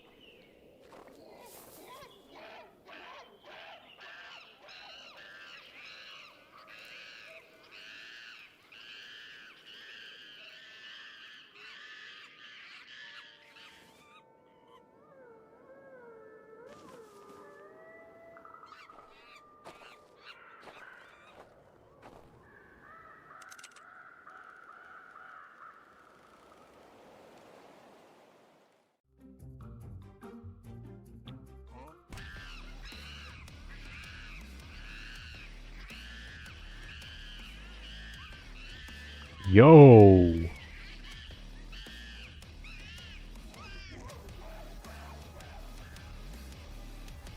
They would. They would team up. They would team up. Honestly, it's good to know that Doom would obviously team up with some people. Yeah, Doom doesn't always fight everybody. That's good to see that. He can find some common ground with people. Shows that it really shows that he's not always this big brutish person. He does have a sense of humanity. He does. And he can find common ground. It's just he has his own way of doing so from his own centuries of experience, which I find quite relatable.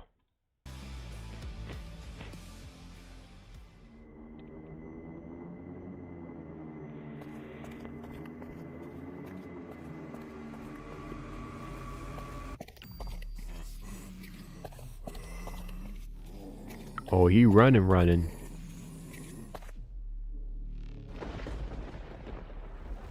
Yo, he has the right to be scared.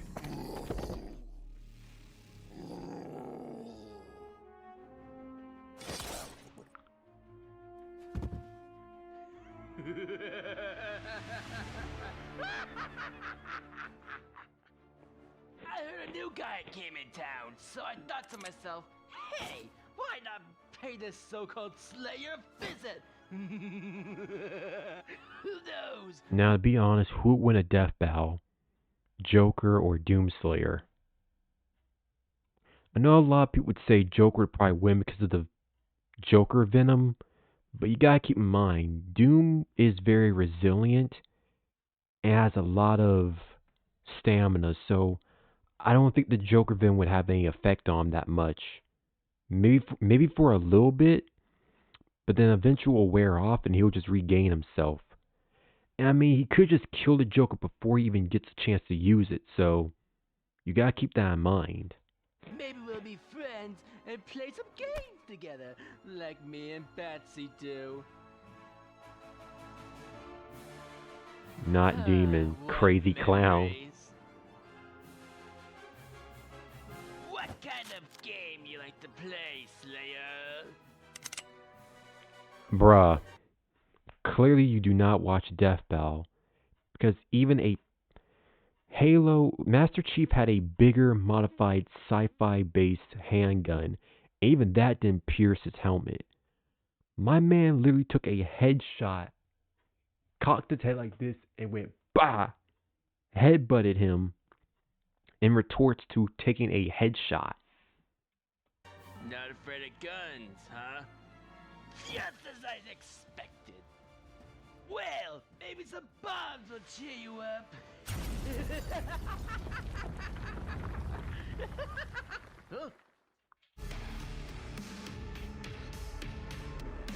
This dude has been shot out of a giant laser cannon that could literally pierce a hole in Mars.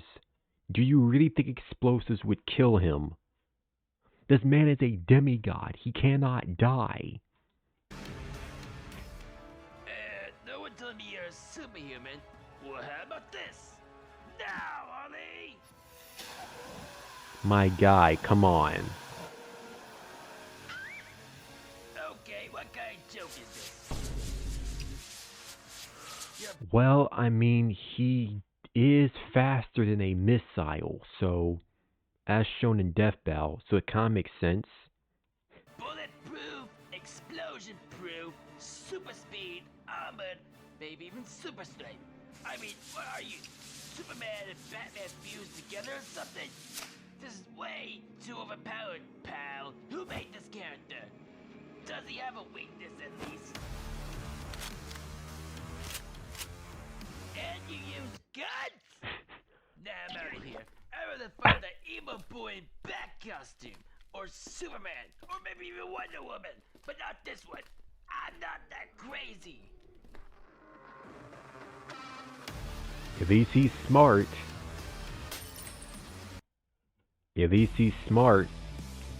Gotta give him props for that. He's smart. Now see, this is Death Battle in a nutshell. Death Battle rematch be like, exactly. Again, Master Chief fought Doom Guy. He fought Doom Guy, not Doom Slayer. Big time chronological line difference. I can't exclaim this anymore, chat.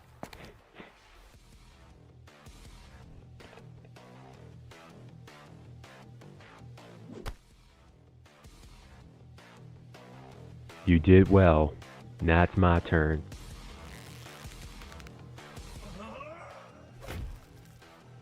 Please. Boom! Give him that plus ultra. My man pulled the All Might special. Had enough yet? I'll stop you. I'm ready when you are. Bruh, hitting us with the invincible. You're doing this for nothing. You want to die? Fine.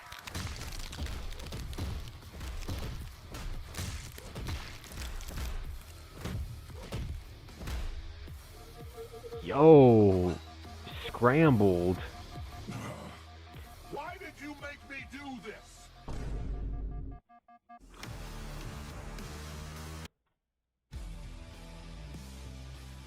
Bruh. Hitting us with the invincible treatment.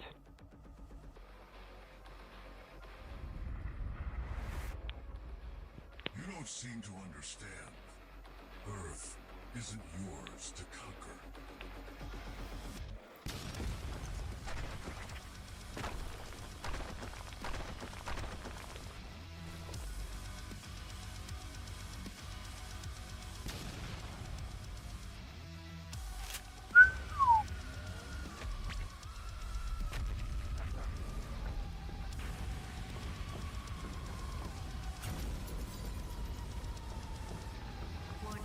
BFG 10,000 is fired.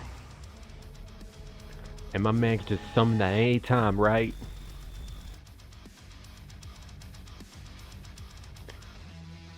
Now, see, if they put the BFG on, let's see, Doom Eternal. No, yeah, Doom Eternal, that's in Doom Eternal, the BFG 10,000, of course. Now, if Doom had that on his fortress, his space castle, my man would be overpowered. I mean, why not? Why wouldn't he? I'm sure he could still access the BFG 10K. You just have to relocate it on his computer. No problem. So, technically he owns it in a sense.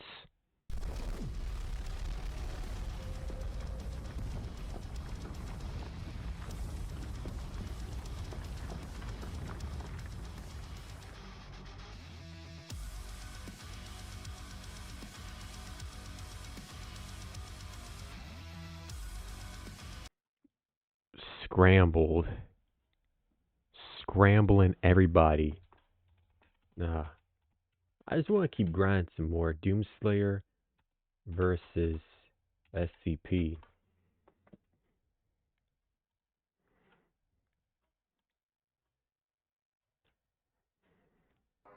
Okay, there we go. I want you to listen to me carefully. That creature in there is SCP-096, and no matter what happens here, you do not want to look at him. Yeah, that's right. Whatever you do, do not look at his face. That's the shy guy. Whatever you do, do not look at a picture of him, be it on digital media, photo, or even a drawing. Do not look at the shy guy. It could even be a drawing of him, a poorly made drawing of him. Anything that resembles the shy guy through digital media, photo, or even a drawing, it will trigger him and he will find you. Like, he will find you. And this dude is crazy. Understood? Understood, sir. Good. I ain't gonna say shit. Don't touch anything until scientists come back. Yes, sir. He said don't look at it.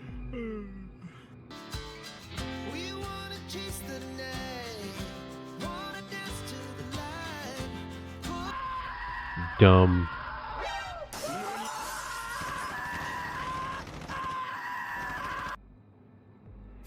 And it has a crazy healing factor, so don't even bother trying to shoot at it. The Shy Guy has an infinite healing factor.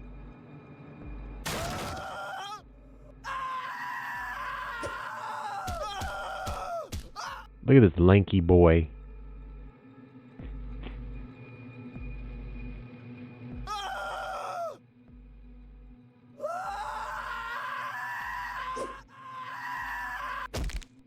Ooh! Give him the Disney Hercules special.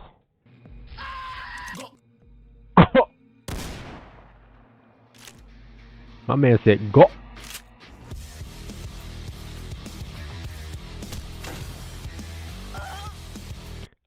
I'm not trapped in here with you. You're trapped in here with me.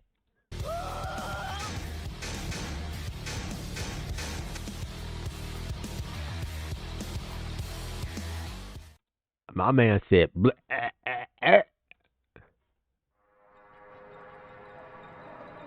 The Crucible denies resurrection of any type, so that's why he left the Crucible in him. It permanently bans resurrection. I mean, he could have broken the blade off too, but I guess it's not even worth it. Interesting.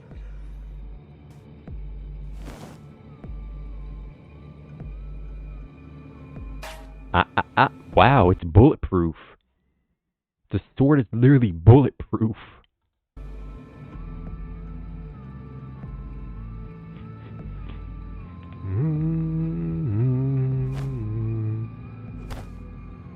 Oh, good catch. Try to tranquilize him.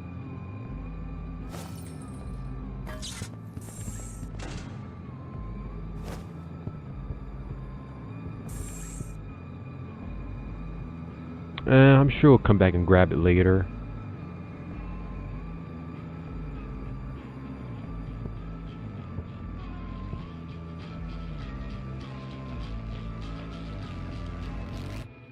Oh, it don't matter.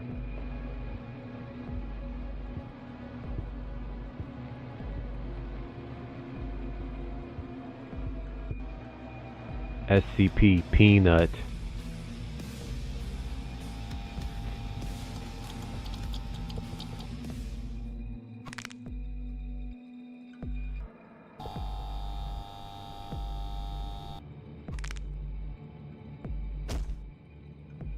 You literally tried to snap Doomslayer's neck, but instead he pulled a reverse Uno on you. Bruh.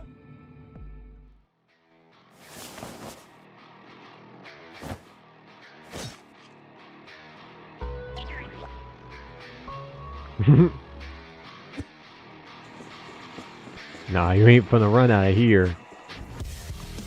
My man like a wolf.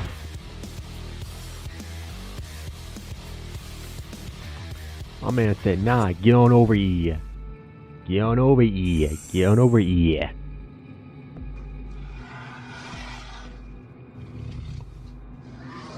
The unkillable lizard. The only way Doomslayer's gonna beat this thing is if he got the Crucible. That's the only way he's gonna kill the unkillable lizard. He needs the Crucible.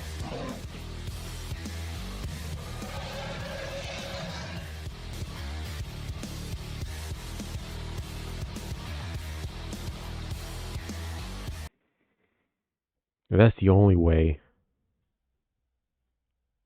Let me see.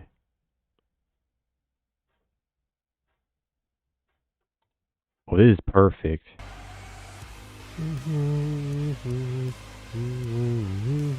Paradise.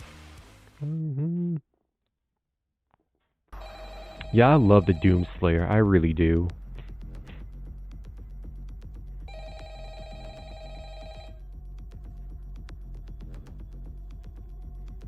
Bro, imagine if Doomslayer did work at FNAF. That'd be nuts. I wanted to record a message for you to help you get settled in on your first night. I actually worked in that office before you.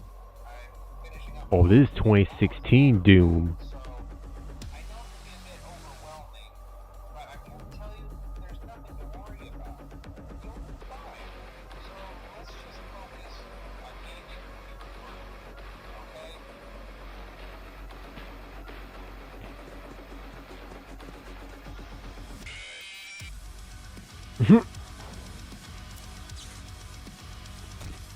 Ooh.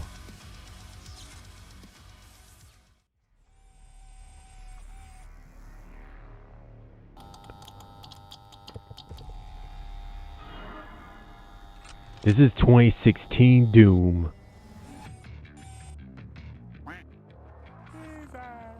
Pizza. Ooh.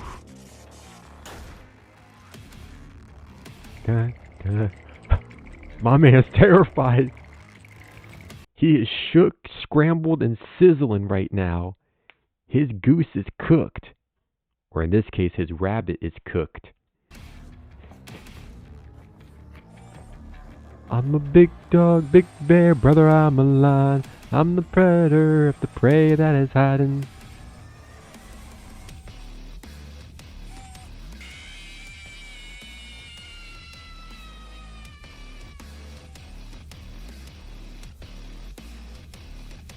Bro, Freddy, what are you about to do?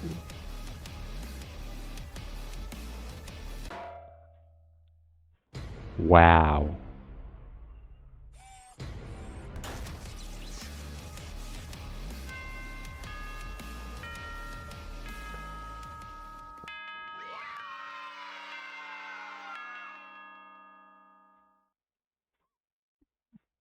My guy. Night 2.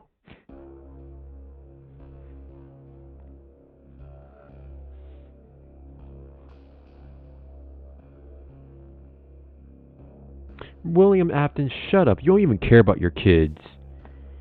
You're the reason why your kids are what they are today. Nah.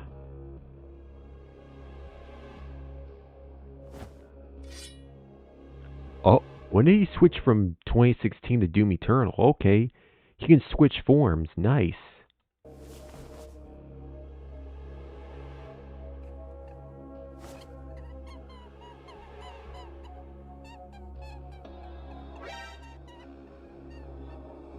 Yo.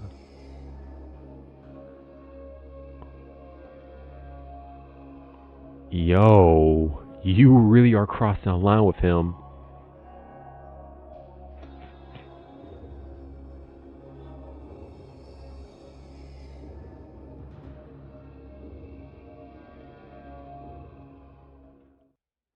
He said, nah, forget that. You attack my bunny. I'm about to turn you into honey. Bloody honey.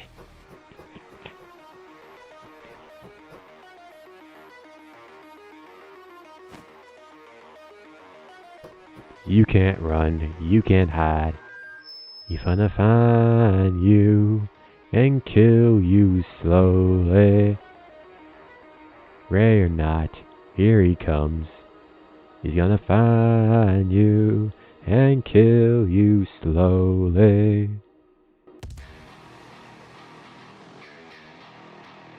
Oh, you a dead man. How does it feel?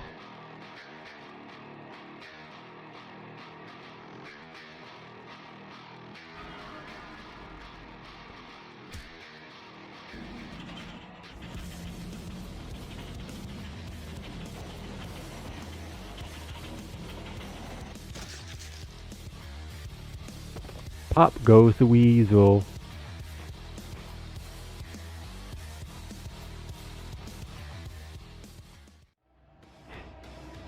The size comparison of Daisy in his hands is adorable. Like she's that small, isn't she? Can the Doomslayer take on SCP-682, the hard-to-destroy lizard, or Tufto's proposal for SCP-001, the Scarlet King?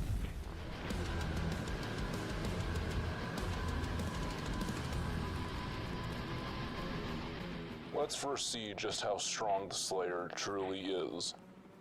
Some of his most impressive feats are that of defeating the Icon of Sin, Hell's Champion, Conmaker, and Davoth. Hell's Champion at its time was the strongest demon and is stated to be invincible, immortal, and unrivaled by any other demon. Doomslayer casually ignores all that, and he was pretty much able to damage it and then subsequently kill an immortal demon with just his fists. Later on, he fought the 6th-dimensional Conmaker, who is so fast that it can travel through dimensions almost instantly. Then the Doomslayer defeated the Icon of Sin, which casually destroys and warps reality around it as it walks around. He also killed the creator of the Doom cosmology, Davoth, with ease, as seen in this scene where Davoth and his suit are notably damaged, while the Slayer is unscathed and unbothered. Even though the Doomslayer has several really cool guns that either use normal bullets or Argent energy or something else, his most powerful weapons are his melee weapons. This includes his Crucible, which can seal away truly unkillable beings like the Icon of Sin, and his Fist, which are stated to be his strongest weapon, capable of even killing immortal and invincible beings like Hell's Champion. For his durability, his body is stated to be indestructible and invincible. His Predator suit is also quite durable, being able to survive a test conducted on it by using a 2 megakelvin attack, which left no marks on the suit at all.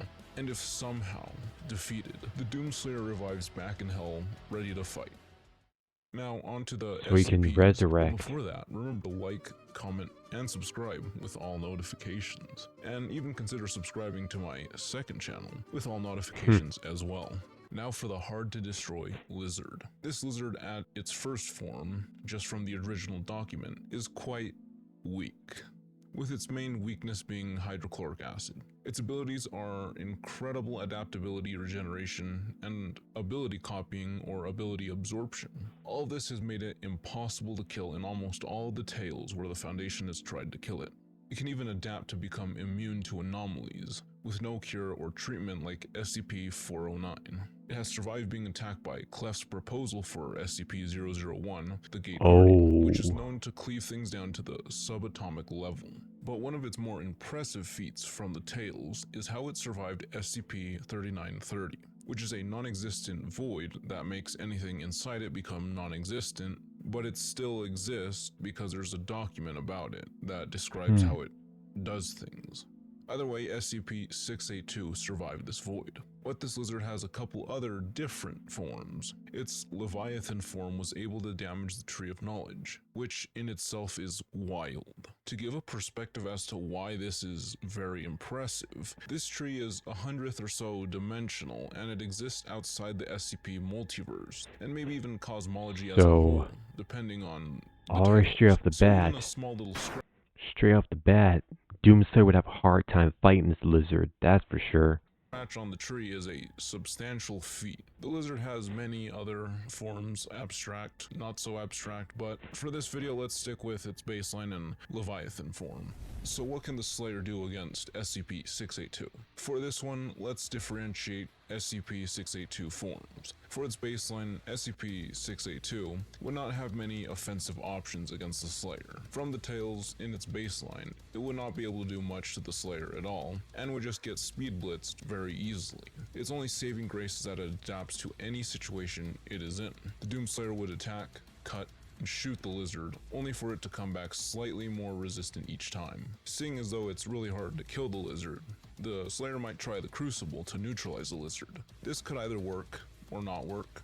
There are tales where the lizard adapts a way out of being neutralized or sealed, while there are tales where it is killed or sealed. So either the Slayer eventually kills or seals the lizard, or the lizard continues adapting and even becomes immune to the sealing ability of the Crucible, which would make the fight a stalemate. Depends on how you look at the canon of SCP. Now for Leviathan SCP-682. This fight would most likely go to 682. If we use the power scaling tiers, the Doomslayer is around low complex multiversal to maybe even high complex multiversal, because that is about the limit of the power of Davoth that he has displayed or even is alluded to have in the lore. Some sources may even say that the Doomslayer is hyperversal level. But since Leviathan 682 was able to damage the Tree of Knowledge, Leviathan SCP-682 ranges from high hyperversal to even outer So it has a just fighting because it can chance. damage the tree, depending on which document you take from the tree's actual reach. This Leviathan form also has the same adaptability as baseline 682. So just from using the power scaling tiers, Leviathan form SCP-682 would win against the Doomslayer. Not exactly killing him, but more so just defeating him. But an X factor of sorts exists for the Doomslayer, which is that he is stated to have such a strong will that he can match the power of his adversaries. If this X factor of sorts extends to being able to close a gap between beings which far outclass the Doom cosmology, then it would be about the same situation as baseline 682, which is either he wins somehow or it's a stalemate because of the adaptability. Now for Tufto's proposal they would be for equal. SCP-0. So basically it would be a tie between the unkillable lizard and Doomslayer. Alright, that's fair. 01, the Scarlet King. There's not much more I could say about this SCP. It partook in many wars to destroy the Tree of Knowledge, and in those wars, one of its underlings, which was SCP-682 in its Leviathan form, was able to hurt the tree, and the Scarlet King is much stronger than Leviathan 682. But in the proposal for SCP-001, this Scarlet King that partook in the war was just an avatar of the real Scarlet King, so its avatar is many times stronger than Leviathan 682. And even if the avatar is destroyed, another could manifest, and each subsequential avatar could be equal to or stronger than the last. This is because the Scarlet King gets stronger as the knowledge of his existence grows, and inevitably, with enough knowledge, it may be able to fully manifest, which would be disastrous. So how does the Doomslayer stack up to him? Well, basing the fight off just power scaling tiers, the Scarlet King wins. His avatar is beyond even SCP-682 in its Leviathan form, which, just using power scaling tiers, is stronger than the Doomslayer. But maybe the Doomslayer's will and ability to power up to his opponents might change the outcome of the fight, if it applies here as well, which would allow him to keep up with the avatars. But then there is the fully manifested form of the Scarlet King. This full manifestation is so strong that its mere presence is enough to pretty much destroy the Tree of Knowledge entirely. So, if you think somehow the Doomslayer can go to being outerversal by his will, then he might have a chance, even against the fully manifested form. But pretty much in summary, the Slayer, just from his feats, does not do very well against any of the absurd SCPs, like the Scarlet King. So it really doesn't matter kind of which one you choose, it's about the same kind of argument. It ultimately will just boil down to whoever the internet likes more, that will win. Can some of the most powerful and dangerous creatures from analog horror survive the power of the Doomslayer? Well, that's a pretty good feat. That's a pretty good feat calculation to come off from. Because on one end, the Doomslayer could win if he has the willpower to keep fighting. And otherwise, if it was SCP, it really depends on which side. It really depends on how you want to take it and how you want to see it. It really does. Because I'm no expert, but even I wonder.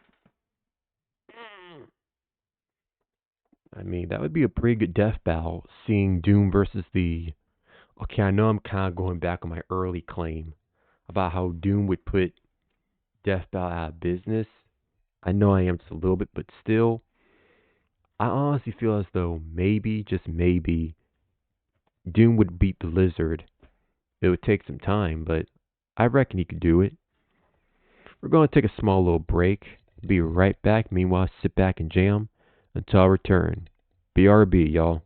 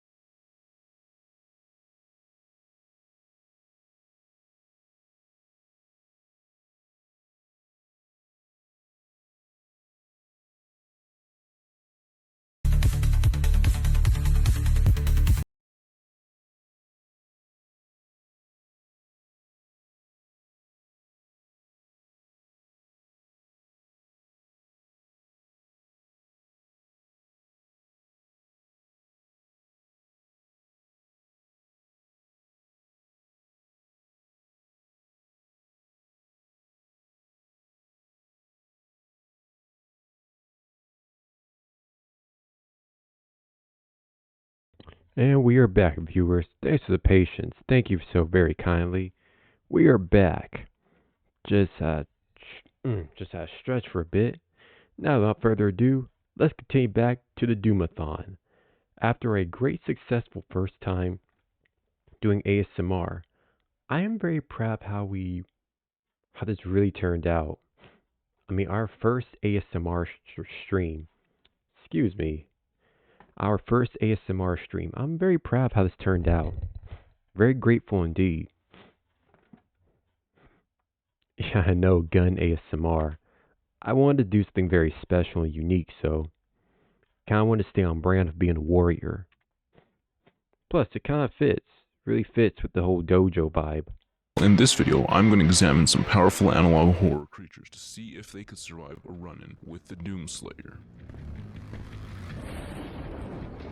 Oh yeah. The analog horror series that I will include in this one-sided debate are Monument Mythos, Gemini Home Entertainment, and Monument Mythos, The Nixonverse, which is also Monument Mythos, but it's different enough to count it in. So, to set the stage for the video, let's begin with the Doomslayer, a never-tiring harbinger of slaughter who has taken down gods without breaking a sweat. Since scaling exact numbers and precise data for his strength is near impossible for a being that transcends reality, let's instead focus on what he has actually accomplished to get a better idea as to what a god killer like the Doomslayer can do. In the game Doom Eternal, he has slain powerful foes who are no stranger to warping and tearing reality apart, those of which are the manifestation of sin, who warps, distorts, and destroys reality just by existing, and to my man said he caked up. add on to this impressive feat, the Icon of Sin is also indestructible, so the Doomslayer had to get up close and personal to the reality-destroying Titan to stab him in the brain in order to neutralize him. His next most notable feat is his battle with the creator of everything in the Doom series, a god who can create, change, and alter reality as he pleases. This was the Doomslayer's strongest foe, himself, and he beat himself quite easily, so even the Doomslayer's not enough for the Doomslayer. Now let's take a look at what he used to vanquish those incredibly powerful enemies. And just to keep things simple, let's focus on his stronger weaponry. The BFG 10,000, being the Doomslayer's strongest firearm, can blast a hole into planets like it did with Mars. His next most devastating weapon is the Unmaker, which fires highly concentrated Argent bolts that rival the BFG in its destructive power. Then we have the Ballista, a weapon that can vaporize foes using heated Argent energy. Then there is signature weapon, the Super Shotgun, which seems like a normal double-barrel shotgun, but this one can blast through just about anything. Given that the Doomslayer essentially powers up any of his weapons, so they do much more than what they could normally do. As for melee, the Doomslayer has two main options. His Crucible, a blade made of Hell Energy and Argent mixed together to form a blade that can cut through just about anything and neutralize even the strongest of Titans. And now for his strongest, most dangerous weapon. His hands. Yes, his hands. It is stated that he prefers using artillery and firearms that are already supercharged by his will to prolong the suffering of demons, because his hands would just be too quick, and finishing things off too quick isn't ideal, especially when you're having fun. For his durability, he is pretty much— Okay, so he'd rather just beat the crap out of him. Okay. Yeah, I mean, makes sense. You want to prolong their suffering. That's understandable and relatable. Quite understandable indeed. Invincible, and somehow you can manage to kill the unkillable. He just respawns back in hell. Good as new, keep fighting. Once you got him targeting you, you might as well just give it up and let it happen, or fight for eternity. That is if you can, because Doom is eternal. Also, he's incredibly fast, being able to keep up with the six-dimensional beings like the Makers, who just fly through dimensions like they're in creative mode. So the Doomslayer is just broken. No need for further clarification. Let's start with one of the weakest analog horrors in this list. Not in general, just this list. Gemini Home Entertainment. Why choose this one? Well, in my video of analog horror versus retro Doom Guy, many people wanted a Gemini Home Entertainment part. So here it is. To make this as interesting as possible, let's just focus on the strongest beings in Gemini Home Entertainment, the Iris and mutated Neptune. Scaling any lesser creatures would just be redundant because they would just be easy fodder. I mean, even the OG retro Doom Guy can kill them. Mutated Neptune is the first planet seen in Gemini Home Entertainment that has been mutated by the the Iris. What makes it special is that it's a giant gas planet with a bunch of other creatures from Gemini Home Entertainment. It serves as a transport of sort for these creatures, so they can actually get to Earth via a large blast. The Iris, though, is the main antagonist, having the ability to mutate planets and travel around space. It has some minor reality warping powers, as well as telepathy and technopathy. So how do both planets compare? Well, let's begin with Neptune. To give the gas giant the best possible chance, let's say that its blasts are more than just a means of transportation of little creepy crawlies. If the Doomslayer came across this planet, then Neptune would use its limited attacks to try and get the Doomslayer away. After some pitiful attempts, the Doomslayer would just have to blast it with the BFG 10,000 to put a large hole in the planet, and a couple more blasts to make Neptune look like some blue Swiss cheese. Oh yeah, would expose the crater. Boom. Like cutting a banana.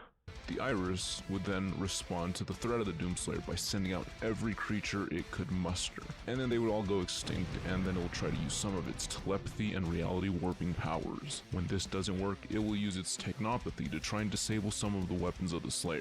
If we say that this works, then no problem. The Slayer has a badass blade at his disposal that can tear up the living planet. So, incredibly easy win for the Doomslayer. Although it would take a little bit of time. I mean, it's a whole giant planet, you know. Now for Monument Mythos. Arguably one of the strongest and most dangerous analog horrors. For this series, I will just use the Air Force One Angel and the Horned Serpent. There's many more that are similarly as powerful, but they're about the same.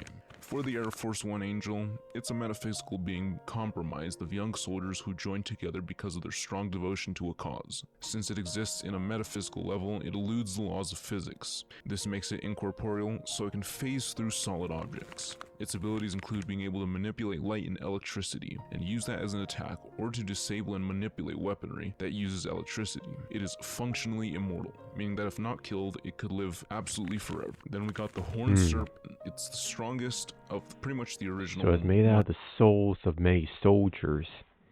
And it has energy manipulation. Okay, I would love to see this. I would love to see this in a 3D animation fight. Just so we all have a more visual idea of what would go on within the combat.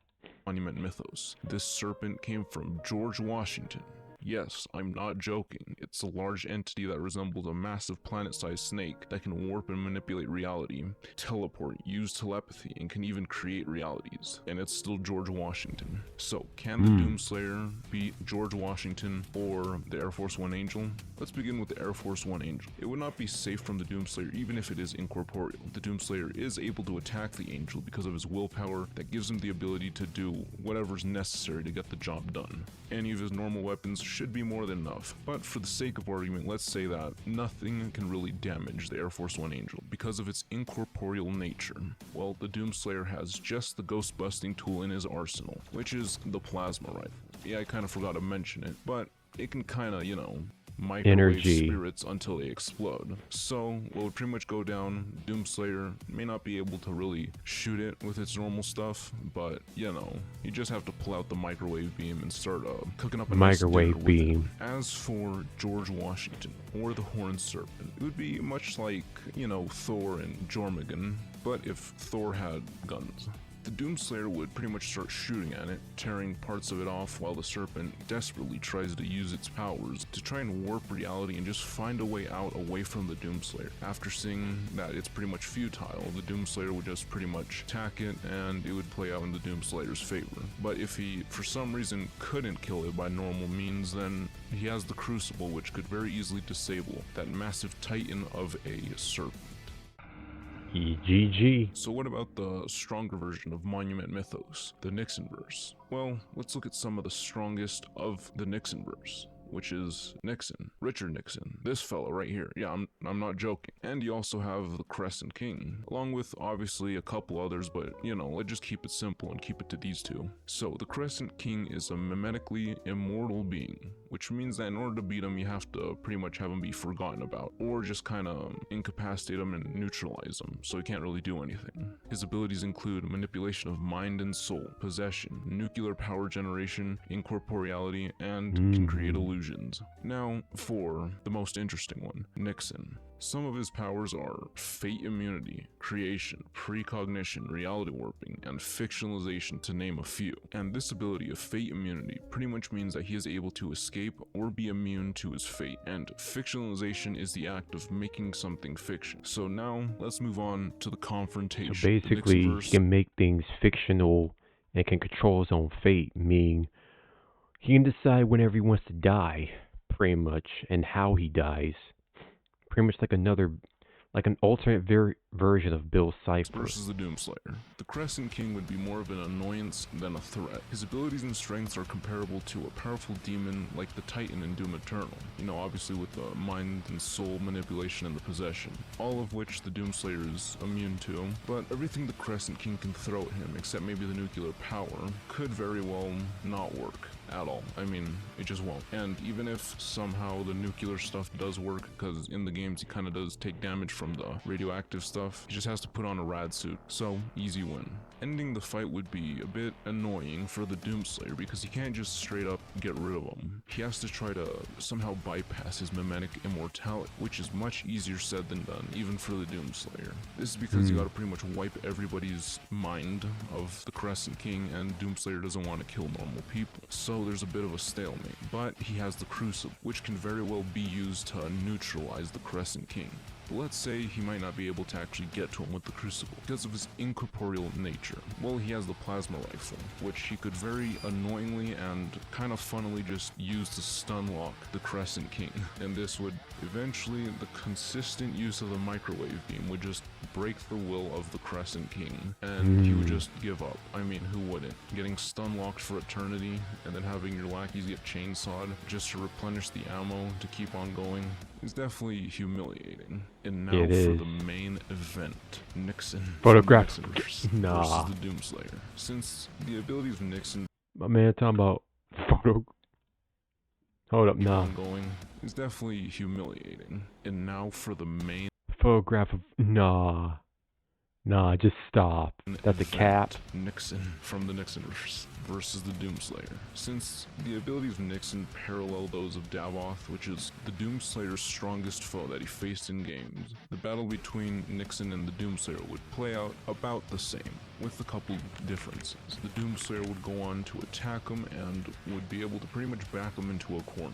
And then, not having very many options, he'll try to use his fictionalization and also his fate immunity. And seeing as fictionalization really isn't working on the Slayer, because his anger and willpower shield him against that reality warping attack, Nixon would then have to rely on his fate immunity to pretty much survive. And since this is still a reality warping ability, because it changes what's supposed to happen, the Doomslayer effectively counters this. So there are two ways that he can be defeated. One way is just through brute force and a bunch of blasts and throwing hands, which pretty fun way to, you know, end things off. And then the next one would be just with the Crucible.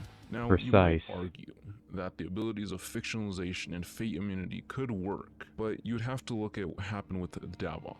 This fellow right here is pretty much the whole entire creator inside the lore of Doom Eternal. It would be wise to infer that Davoth is able to defy fate if he needs to, and the icon of sin changes reality around him and even destroys it. Destroying and changing reality is in the same ballpark as being free of your fate or turning things to straight fiction.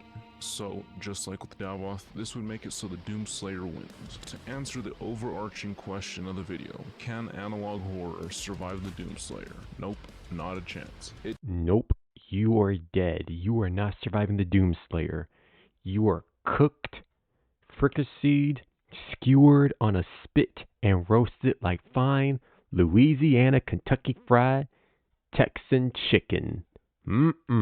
It's finger licking good. It does not matter if they can warp, change, or do whatever they want with reality, because the Doomslayer will still be able to persevere through it with anger and determination that will propel him to do things that are just downright ludicrous. So, thanks for watching the video, and remember to... I'm really just enjoying these reaction vids. I am.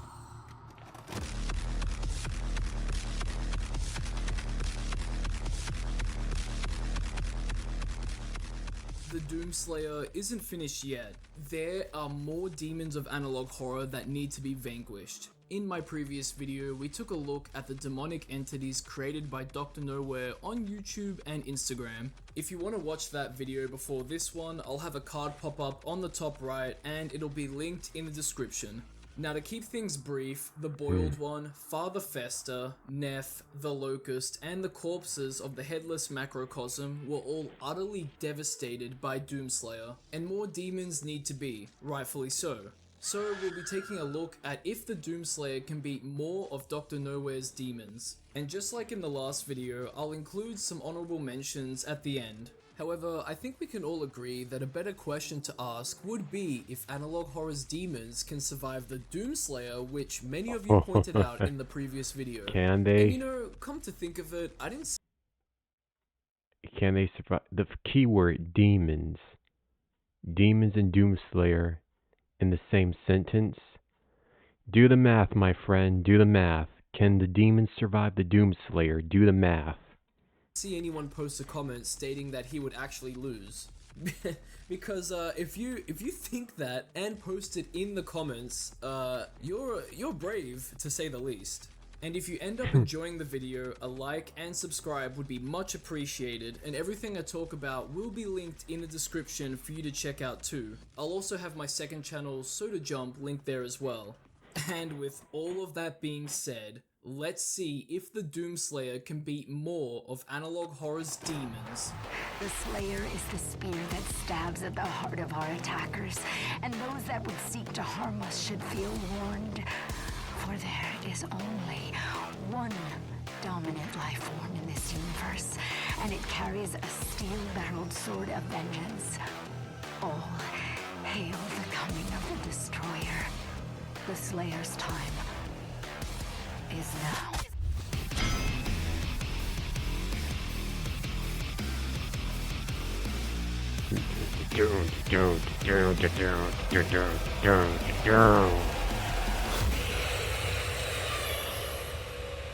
Rip and tear.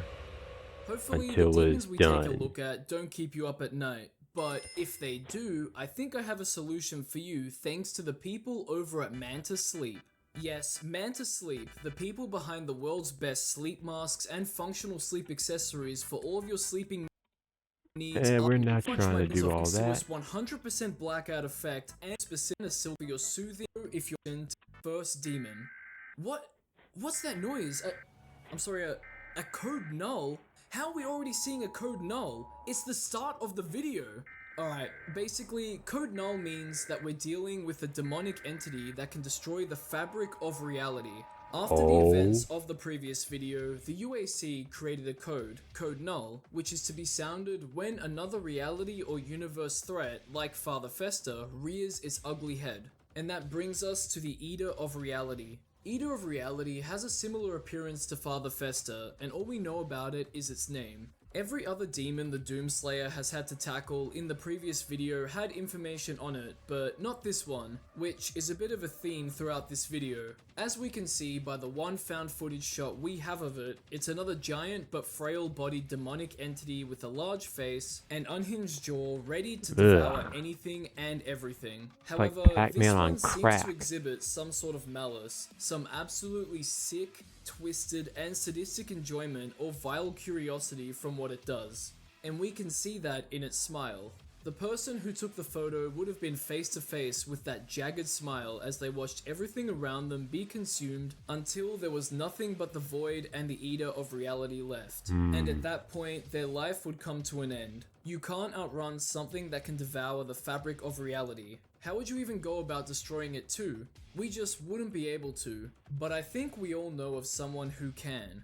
I explained his powers, abilities, and arsenal in the previous video, but in summary, he has a godly amount of strength, endurance, vitality, and durability. He can withstand demonic technology and use it to make him stronger, upgrade his suit, and has a vast arsenal of weapons. But despite his large arsenal, he is his strongest weapon. Now, what was applied to Father Fester can be similarly applied here. Doomslayer would need to juggle dealing damage to the Eater of Reality while avoiding any reality-shattering effects it would be creating. Its body does seem to be frail as well, so ripping and tearing is made a lot easier. Despite that, its smile is sticking with me. This thing is going to try and toy with its prey and act erratic. But that's where the Doomslayer can get the upper hand because he's no one's prey. And he's probably used to dealing with sickos like that. So yeah, basically his body's already messed up, making it easy for him to tear him to shreds. It's like beating up an abandoned old rag doll. He's more than prepared for a battle like this and can take the Eater of Reality by surprise. However fast and snappy its movements may be, it would make for a cool ass fight, jumping between ranged and close combat. It may not be able to eat concepts and laws of physics like Father Fester, but a dynamically changing arena to fight a boss in with stages to the fight would be pretty sweet. Any sort of ranged weapon the Doomslayer can get his hands on will do the job, especially if he can get in close and absolutely shred the Eater of Reality. Booyah.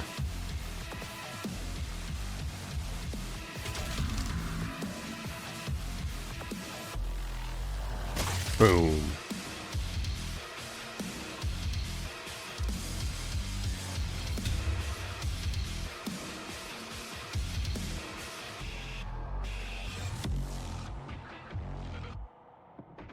Continuing with the themes of the fabric of reality, the obelisks, also known as the obelisks of enlightenment and fathers of true north. These entities It's like they can be got found Roman in noodles the coming out of their back. What are they, like telephone poles? What are they going to do? Plug themselves to the internet to share their Instagram pics? They're like,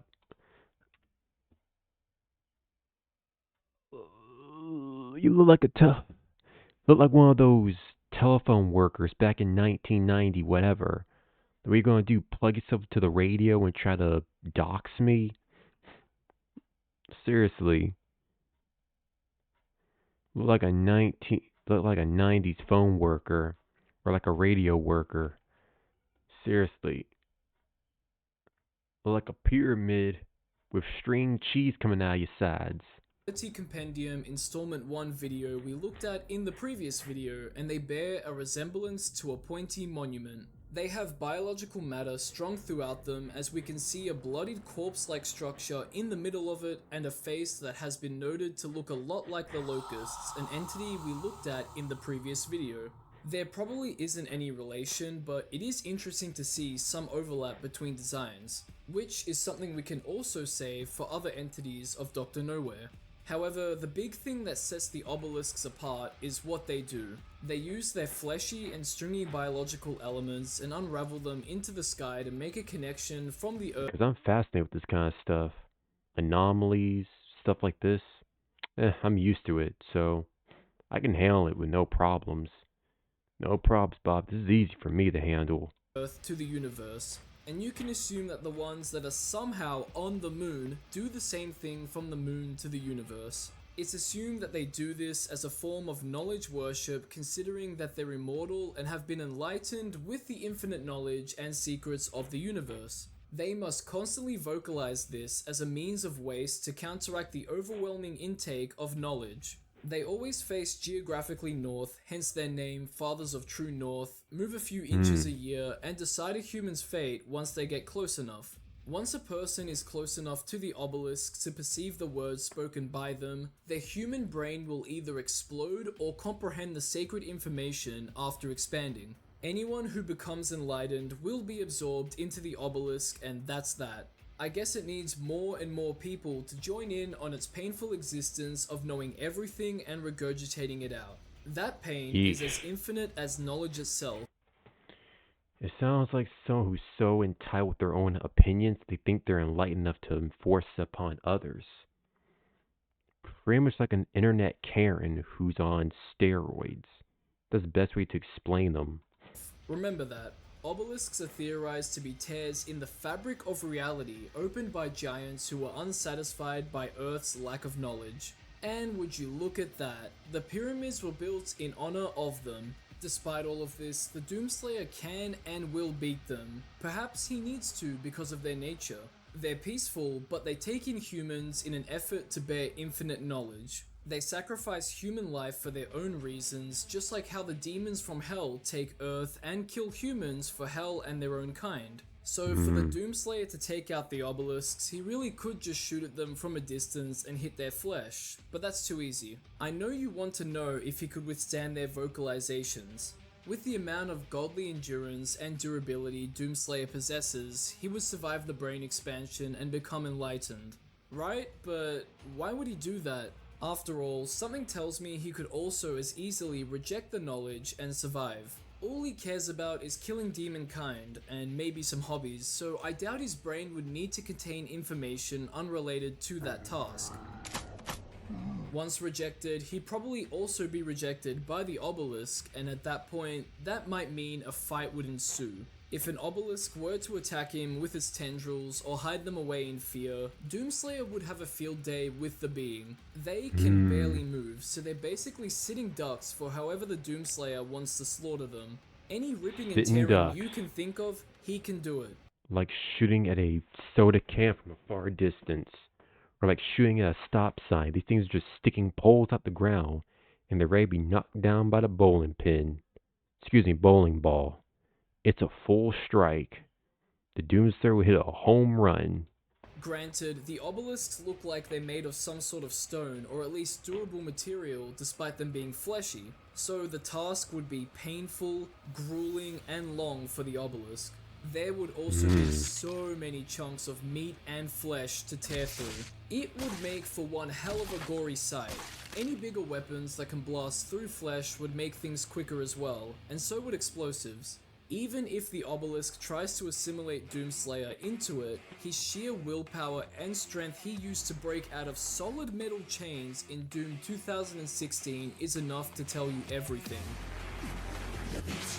Does he not seek enhanced power? Gifts to aid him in his noble conquest. Perhaps in return for my... Shut up.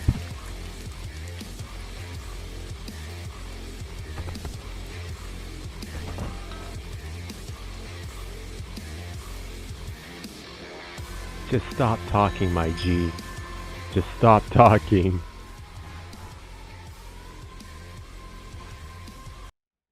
Looks like he had to lose his mind. I guess he got the cut.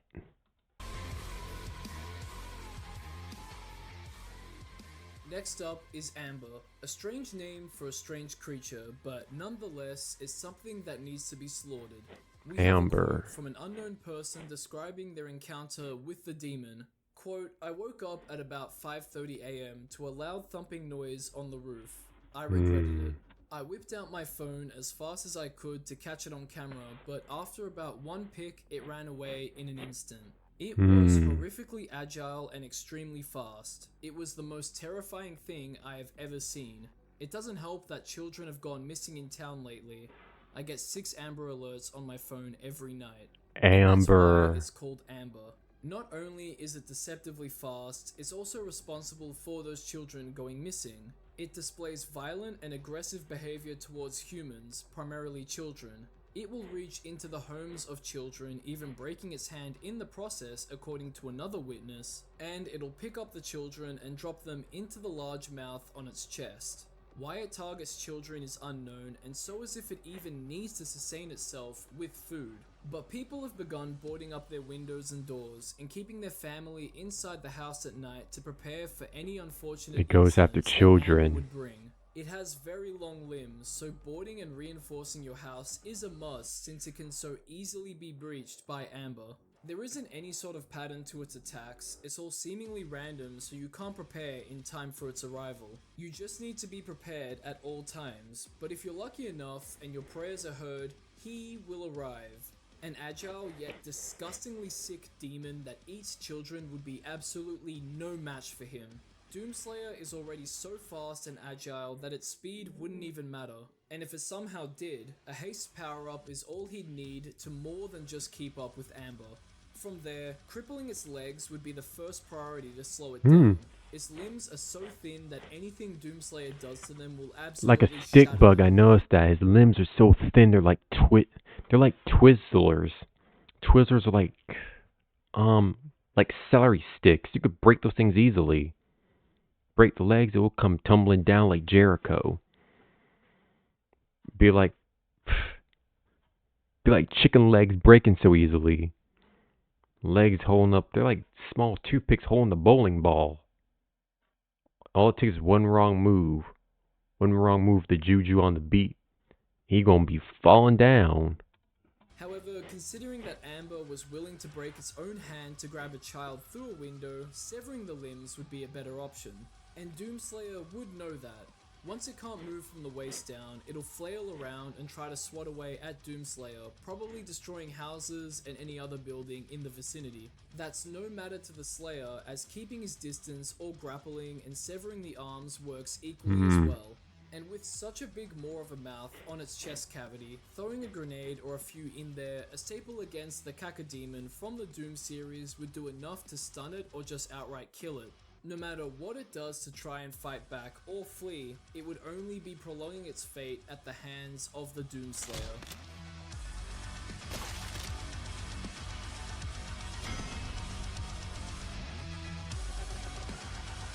GG.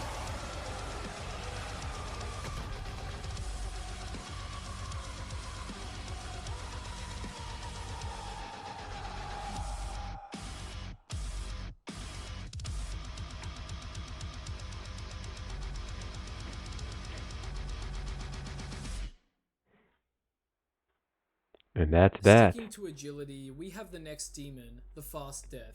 This nightmarish pale entity with spindly arms, insect-like legs, and hollow eyes and mouth is extremely agile, even more so than Amber. It's unknown just how swift your death will be, but if it spots you, you may not even be able to comprehend what you've seen before it closes the gap with you and puts an end to your life. Little else is known about the creature, however, the insect legs reminded me of a little theory about humans, survival instinct. Well, that's not a theory, but I mean what I'm talking about regarding survival instinct. Before our nice, lucky, and comfortable lives, and of course, I'm not speaking for everyone, and I'm speaking in a more general sense, and I do understand that people's lives can vary completely from one another, but compared to our ancestors, things are completely different. And speaking of, our ancestors had to deal with the environment and animals of the world very differently to how we do now. And by ancestors, I'm talking like cavemen, alright? And their survival instincts were key to helping them live on from generation to generation. Fight, flight, and freeze were some of those instinctual behaviors. You know, when faced with a predator, would they fight, run... Fight, flight, or freeze. If you were to get into a predicament, would you fight, would you run, or would you freeze up?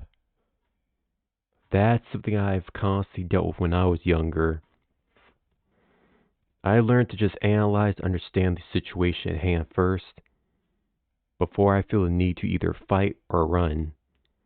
Main thing is, can I fight? Do I need to fight? Can I try to resolve things? If not, I'll try to de-escalate and get on out of there. Get on out. Run away or freeze to analyze the situation better, or to not make the first move. Clearly, these instincts are still hard-baked into us despite how different our lives are now to back then.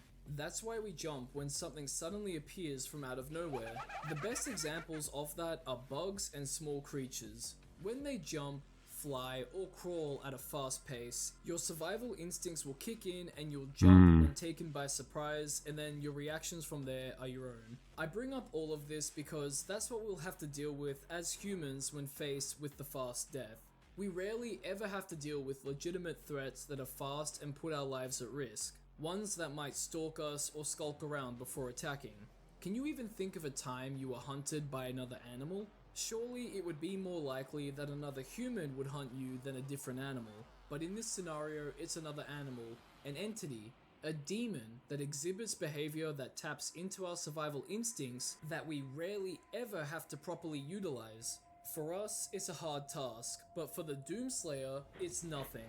He can turn the Fast Death's biggest strength into its biggest weakness, and that's its speed. Something that scurries fast at its prey won't know what hit it when approaching Doomslayer. The closer it gets, the easier it would be for Doomslayer to rip and tear through it.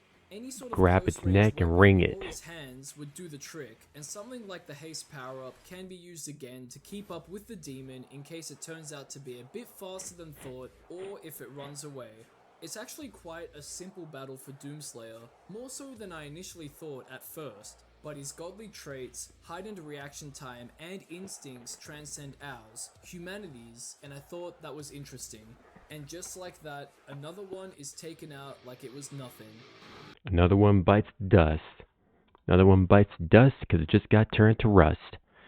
Honestly, these anomalies don't have a chance with Doom. It's just Doom is used to fighting demons. At this point, it's really based on his power scaling and his experience. Fighting each demon is like just another fish in the barrel for him. This is what the Doomslayer does. He fights demons. And plus, that's another thing.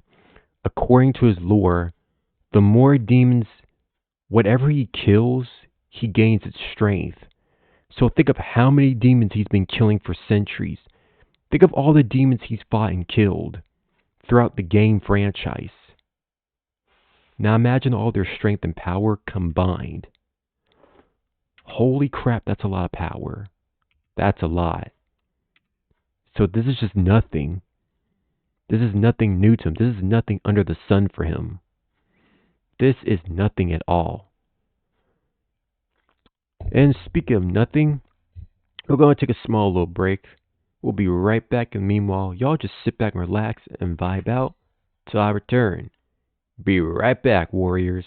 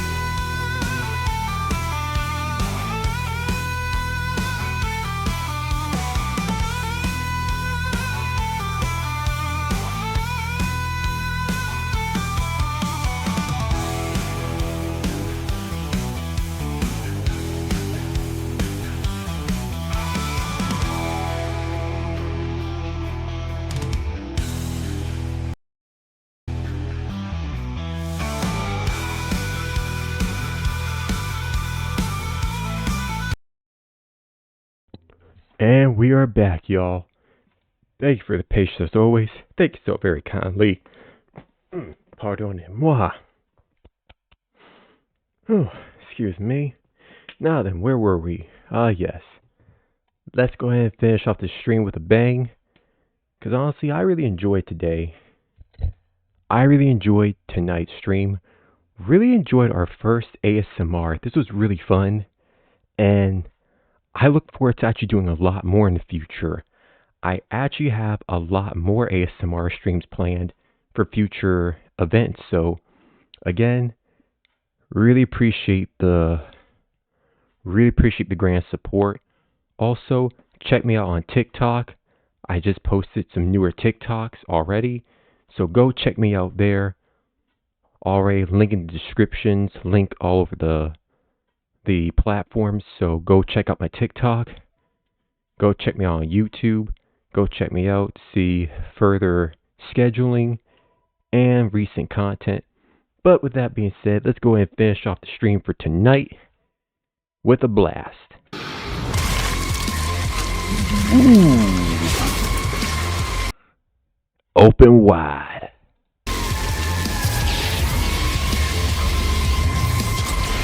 Easy.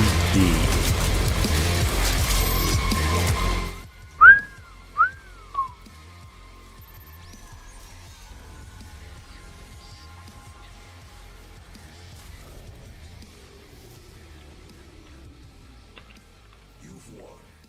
It's over. You stopped the invasion and closed the portal. But it's come at a price. For our last demon, we're tipping our toes into cosmic horror with the monstrous creatures from a black hole. These entities appear purple, lack eyes and skin, and their name suggests that they're connected to the cosmic void. And how can they not be? They're very reminiscent of something from the Cthulhu mythos and maybe even Bloodborne.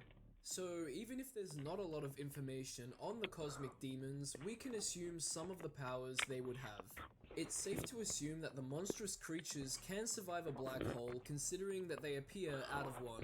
Just as a reminder, a black hole is an enormous and compact astronomical object that's incredibly dense, so much so that its gravity prevents anything from escaping it, and that also includes light. Once you've entered its event horizon, the point where you get sucked in, you'll be dragged in no time. The feeling also gets more and more intense the closer you get pulled in. It's implied that somehow these demons can transcend the impossible to escape pull of a black hole and emerge from them. Whether or not they live in them or use them for cosmic transport is a mystery, but we can see them in a lavender-like purple environment with a moon of the same color. Their multiple mouths also imply that they could have multiple consciousnesses or forms of intelligence, maybe even different types of consumption too. You know, the consumption of knowledge or something inconceivable like with Father Fester or the Eater of Reality. And these things look ancient, as if they've been around since the beginning of time itself. Their height and size are unknown, but if they're cosmic and can emerge from black holes, then we can assume they're gigantic, maybe even inconceivably big. Even so, the Doomslayer can't lose here, but where is here?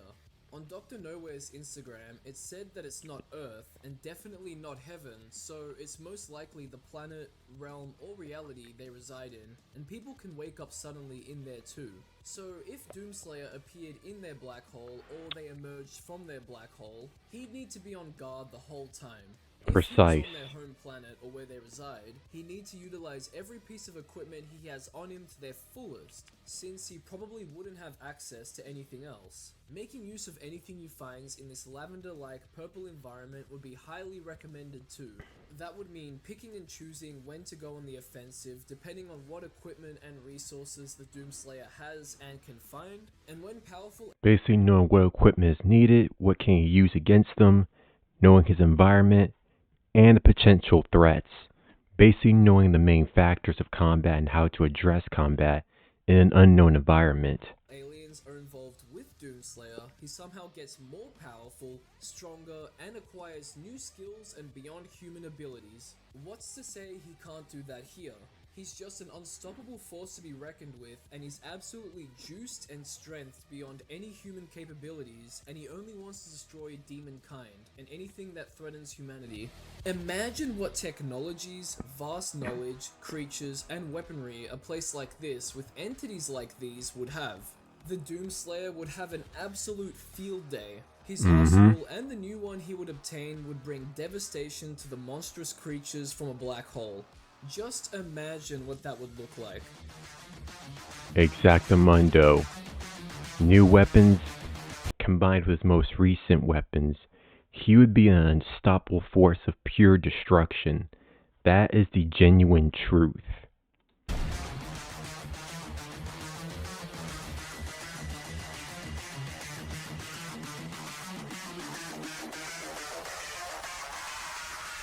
Ah, yeah.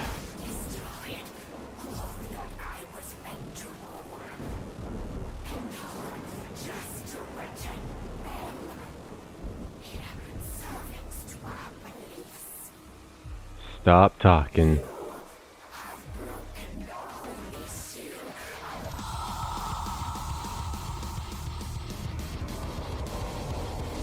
Metal.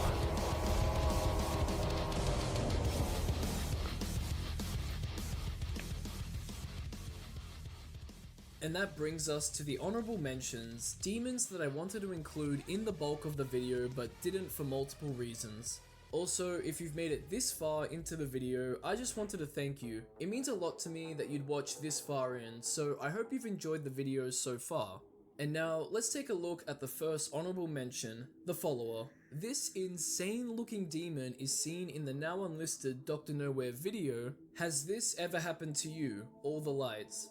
In this video, an infomercial begins to play asking if you've ever gotten ready for bed, doing your usual night routine, and you can feel a presence in the dark as you turn off all of the lights. Just as the infomercial presents the viewer with the solution, the video is hijacked as the follower tells us that there is nothing that follows you after you turn off all the lights in the house. Great! Despite it looking a lot like the boiled one, it doesn't seem to be, but it does commit a hijacking of sorts. And obviously, Doomslayer doesn't sleep, so why would the follower even target him? Yeah, that's a good factor point. Well, you know how that would go. Doomslayer has never shown any sign of fatigue, tire, hunger, or need to even drink or eat. This dude is self-sustenant. He doesn't need to eat or sleep or drink. He just keeps going. Next up is severe gargulophobia. I thought this was interesting because it's a monster that tickles people to death, hence the name. Gargulophobia is the fear of being tickled by anything. It makes for an interesting concept, and obviously, Doomslayer just wouldn't get tickled to death, let alone tickled in general. It would just be an easy slaughtering for him. And finally, we have Angel Meat. Design-wise, this thing looks so metal and so awesome, and I love the flayed and fallen angel look. Unfortunately, I couldn't do anything with the lack of information on it. It's just a cool looking creature and fits the whole demons and angels of Doom. Doom could still take it on. Would be the closest thing to angels in the series, so I could twist Angel Meat into a maker or a fallen version of them, and then I could assume what abilities it would have, but then I'd be really grasping at straws. Well, either way, it seems accurate. So, with everything I've shown you, and with all of that being said, what have we learned today?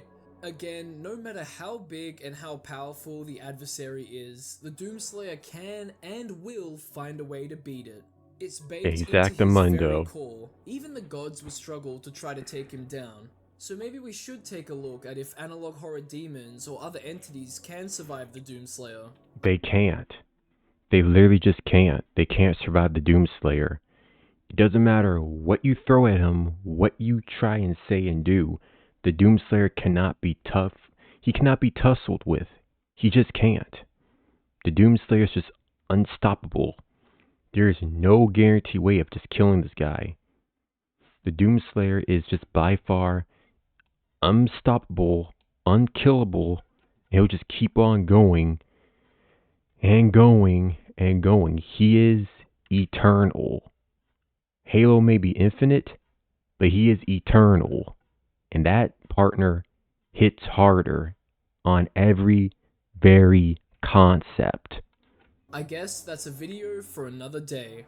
Anyway, thanks for watching the video all the way to the end. Leave your thoughts on the video and what was discussed in the comment section. Leave a like, subscribe, and check out my second channel Soda Jump if you want to see more from me too. Thanks again to Manta Sleep for sponsoring this video. If you're interested in their sleep masks and accessories, use my link in the description to visit their website to shop and start your next steps to a better sleep.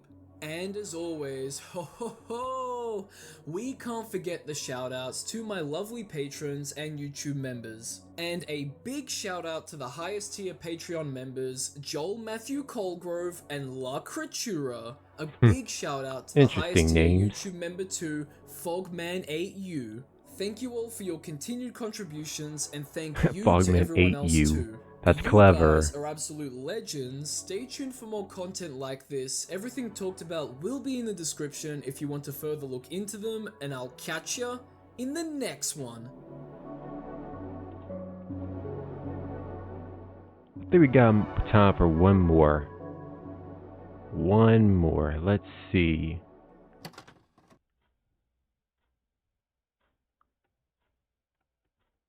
Let me see here. Just one more.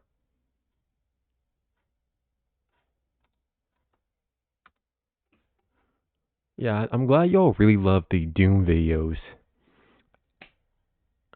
I just love watching the Doom Slayer. Just love watching videos based on... Oh, this is perfect.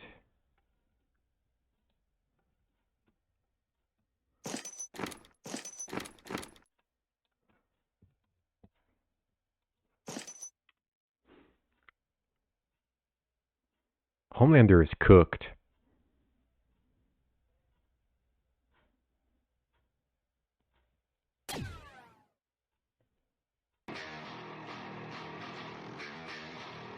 Was that a tickle?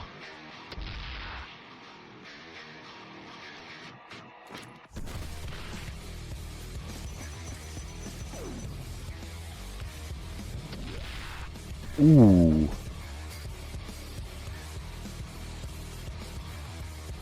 Bro, he's maintaining his stand.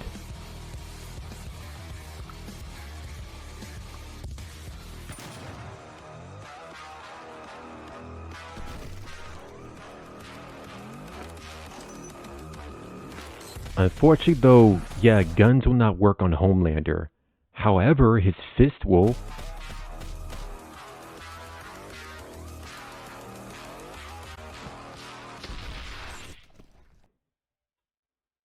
Bruh.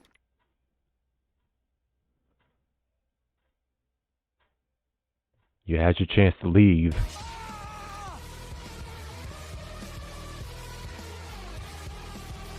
You ain't got no family. You are a terrible father.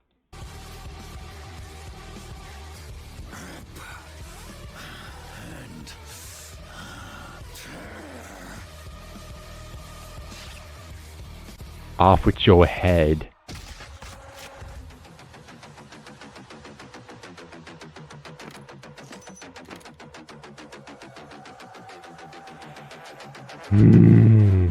Long live the Doom Slayer.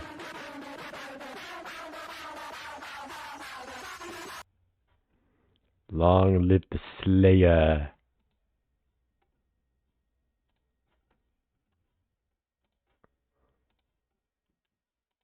There we go. Really love these stick.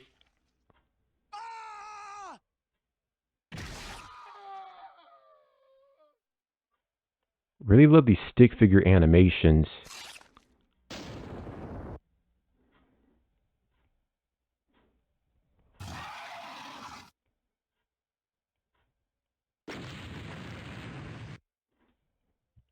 Oh, that's the OG Doom.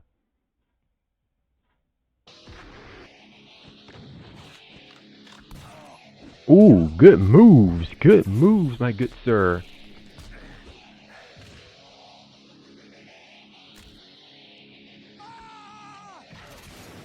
Ooh. Yes, sir.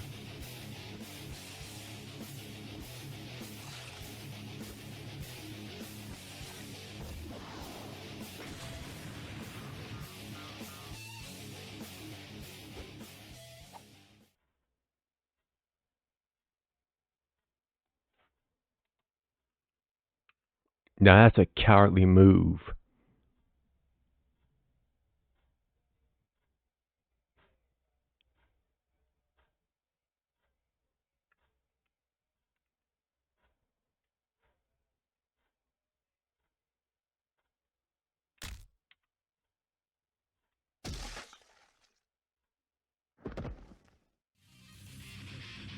Kill him.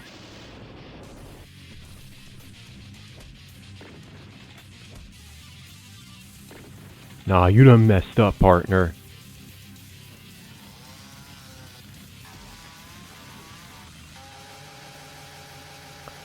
Eat it.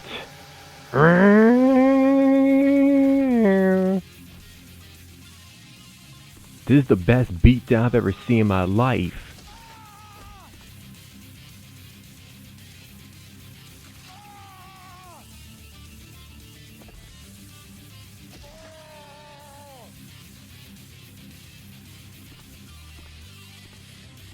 Finish him.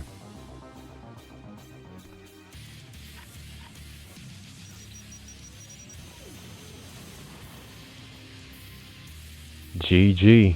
Can't even handle the BFG. Oh yeah. Skull Crush.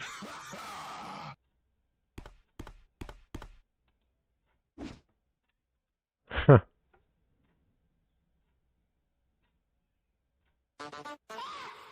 Bruh. The Doot Demon. Classic Doom guy wins.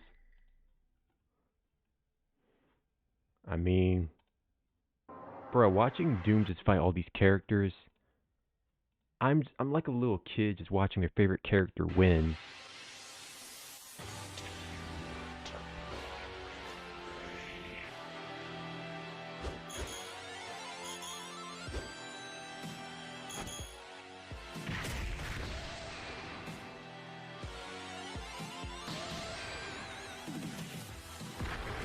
Come on, Doom, you got this.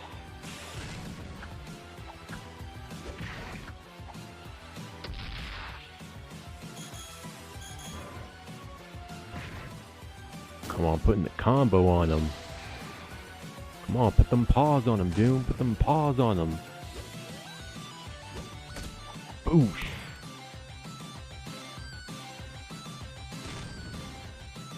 Okay, there you go. He does that teleportation thing. Ah, yeah. Oh, yeah. Do that combo wombo.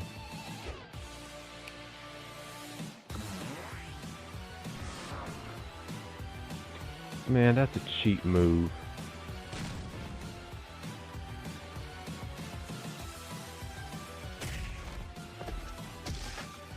Ooh.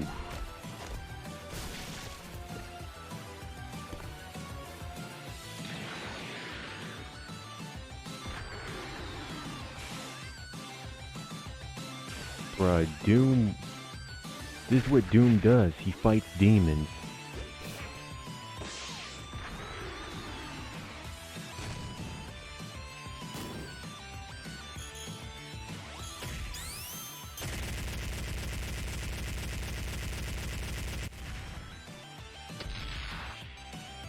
Come on.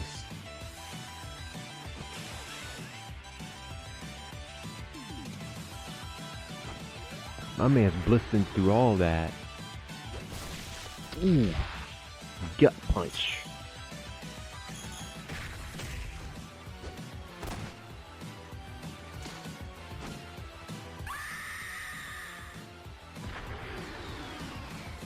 My man on that demon mode.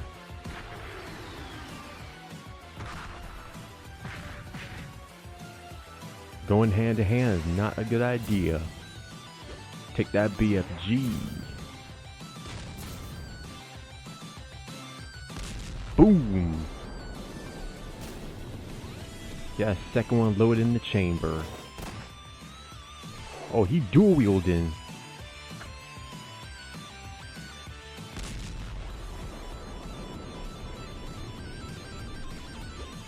Bits and pieces.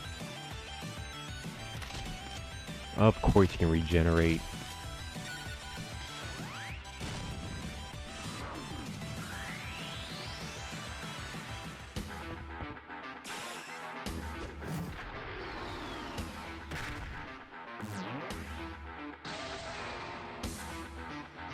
Come on, they playing your song, Doom.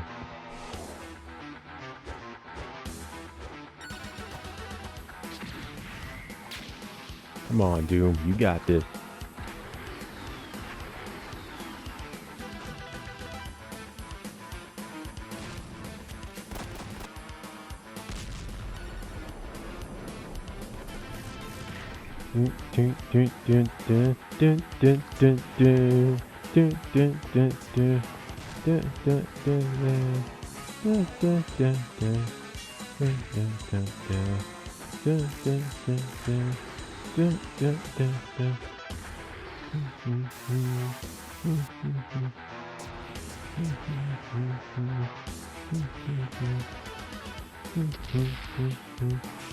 Come on, Doom, you got this.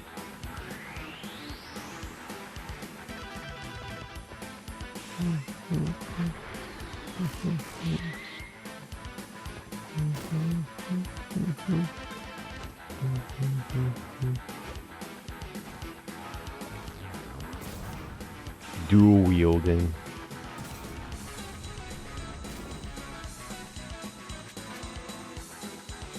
My man's pulling out all the weapons from all the series.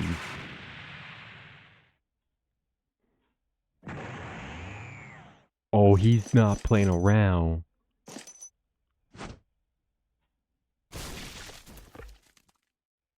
Doomslayer wins.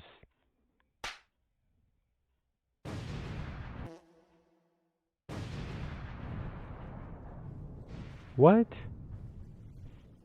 What?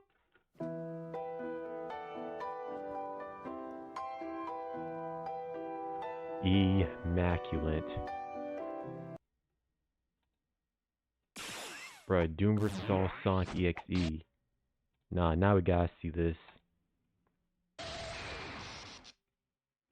Yeah, more Doomslayer content.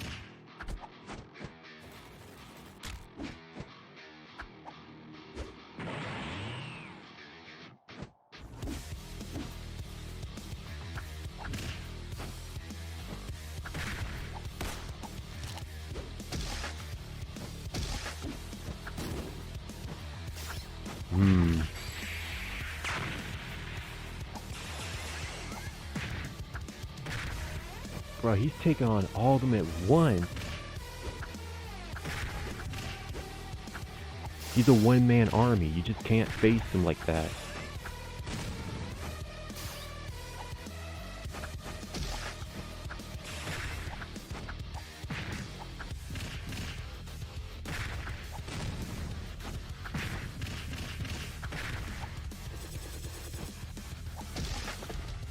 Decapitated.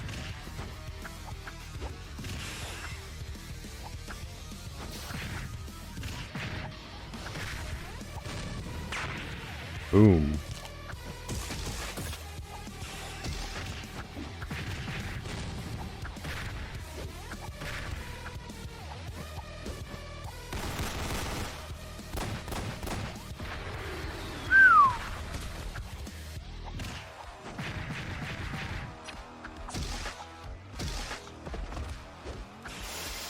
Tearing them all to shreds.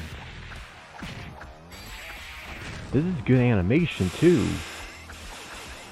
Really good animation.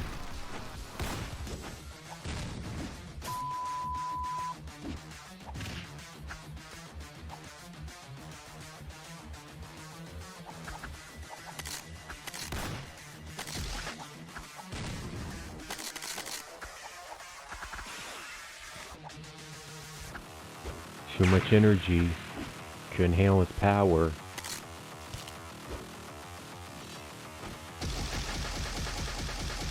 Chainsaw, baby! Got a chainsaw!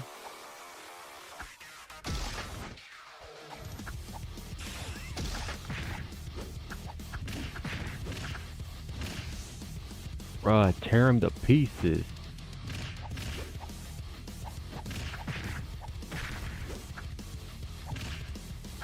can't handle all of them like that. Just can't handle him like that. Exactly. Whoever worked on his okay, Demon Kills, that's his name, obviously. Fine animation. Get over here. My man said get over here. Now you're gonna try to pull that. Put them paws on him. Put them hands on him. Good. Ruthless.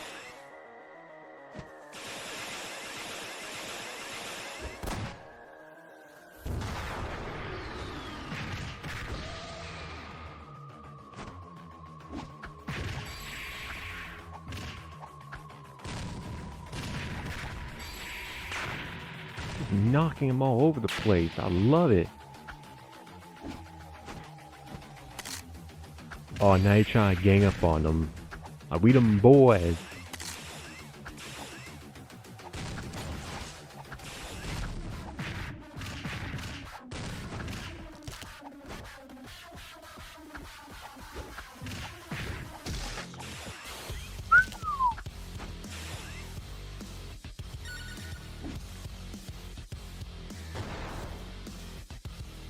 You ain't done yet. Ooh.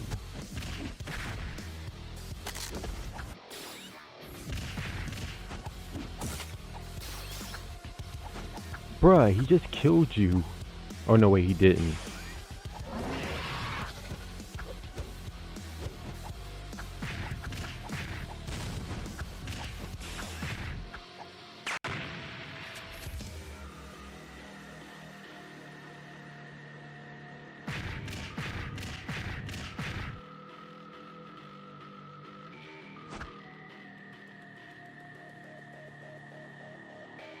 Rip and tear, my guy.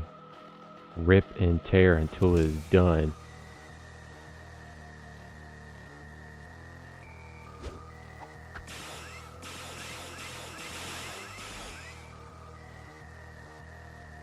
My man going... They're all trying to go God mode.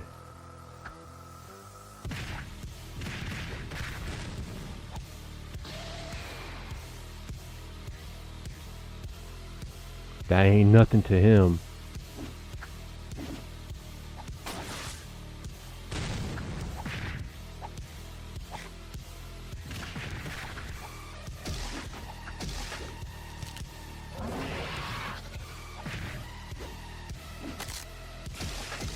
Saw that coming.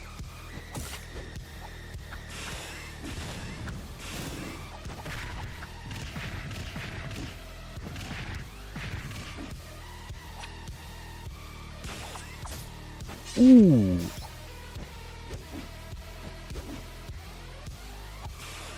Ooh.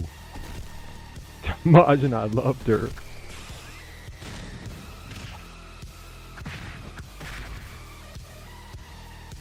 Relentless killing. Can't make this stuff up.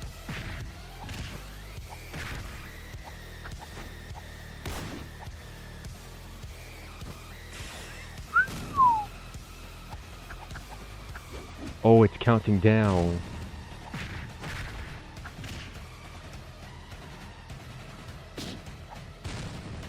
Yeah, you now understand. He can't be defeated. Oh, it's too late.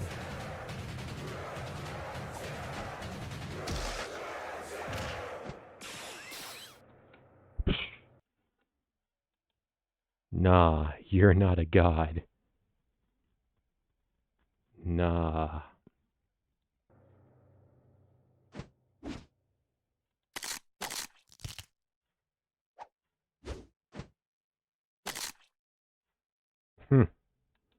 So I guess they're cool with each other. I'll replay that. Because they move kind of fast. Have you already killed all the XCs? Nice. Well, as far as I know, now Scarlet King is fine with all the XCs. Who's next? Huh, so they're just homies now. That's pretty cool. Well, with that being said, I guess number one, I'm going to happily like this. Like and follow, because that was immaculate. That was truly immaculate. And we're just going to go ahead and return back to the dojo. Play our little music. There we go.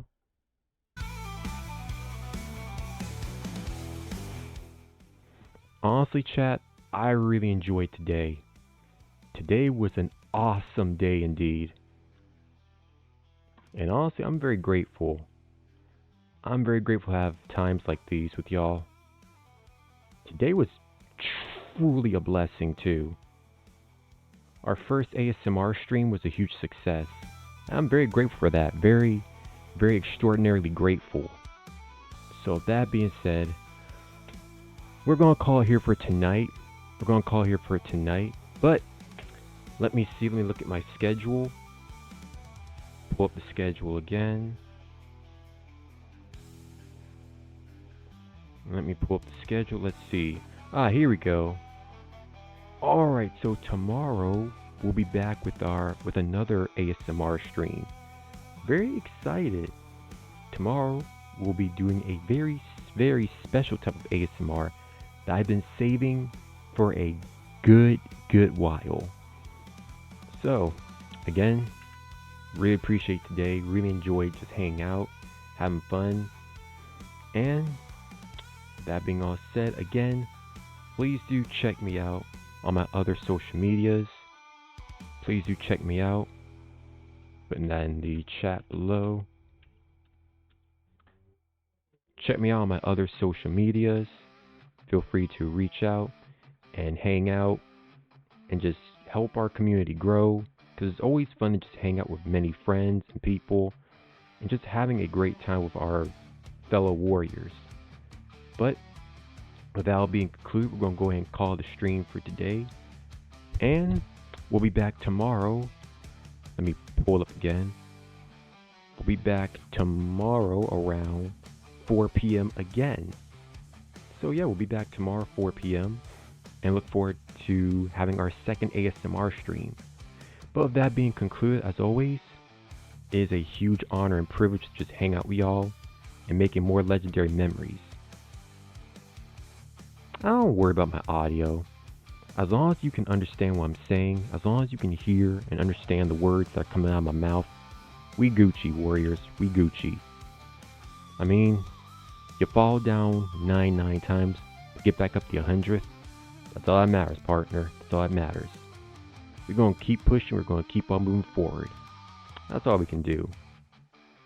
And honestly, I'm glad that, well, we'll continue to work on my Kabuto voice, but for the main part, I don't think it's necessarily needed. I don't think it's necessary to even use it that much. But I digress. I mean, you can understand my voice, you can hear what I'm saying, and that's all that really matters. So, that being concluded, we're just going to keep pushing forth. I might even try to do like Heavenly Father and not use a voice changer. It depends, ça dépend. But, that being said, again, as always, warriors, look out for each other, take care of each other, be the best for each other, and as always, you matter. You really do. Look forward to seeing y'all again tomorrow at 4 p.m. Eastern. And until then, stay legendary. Stay awesome, legends. Shogun out.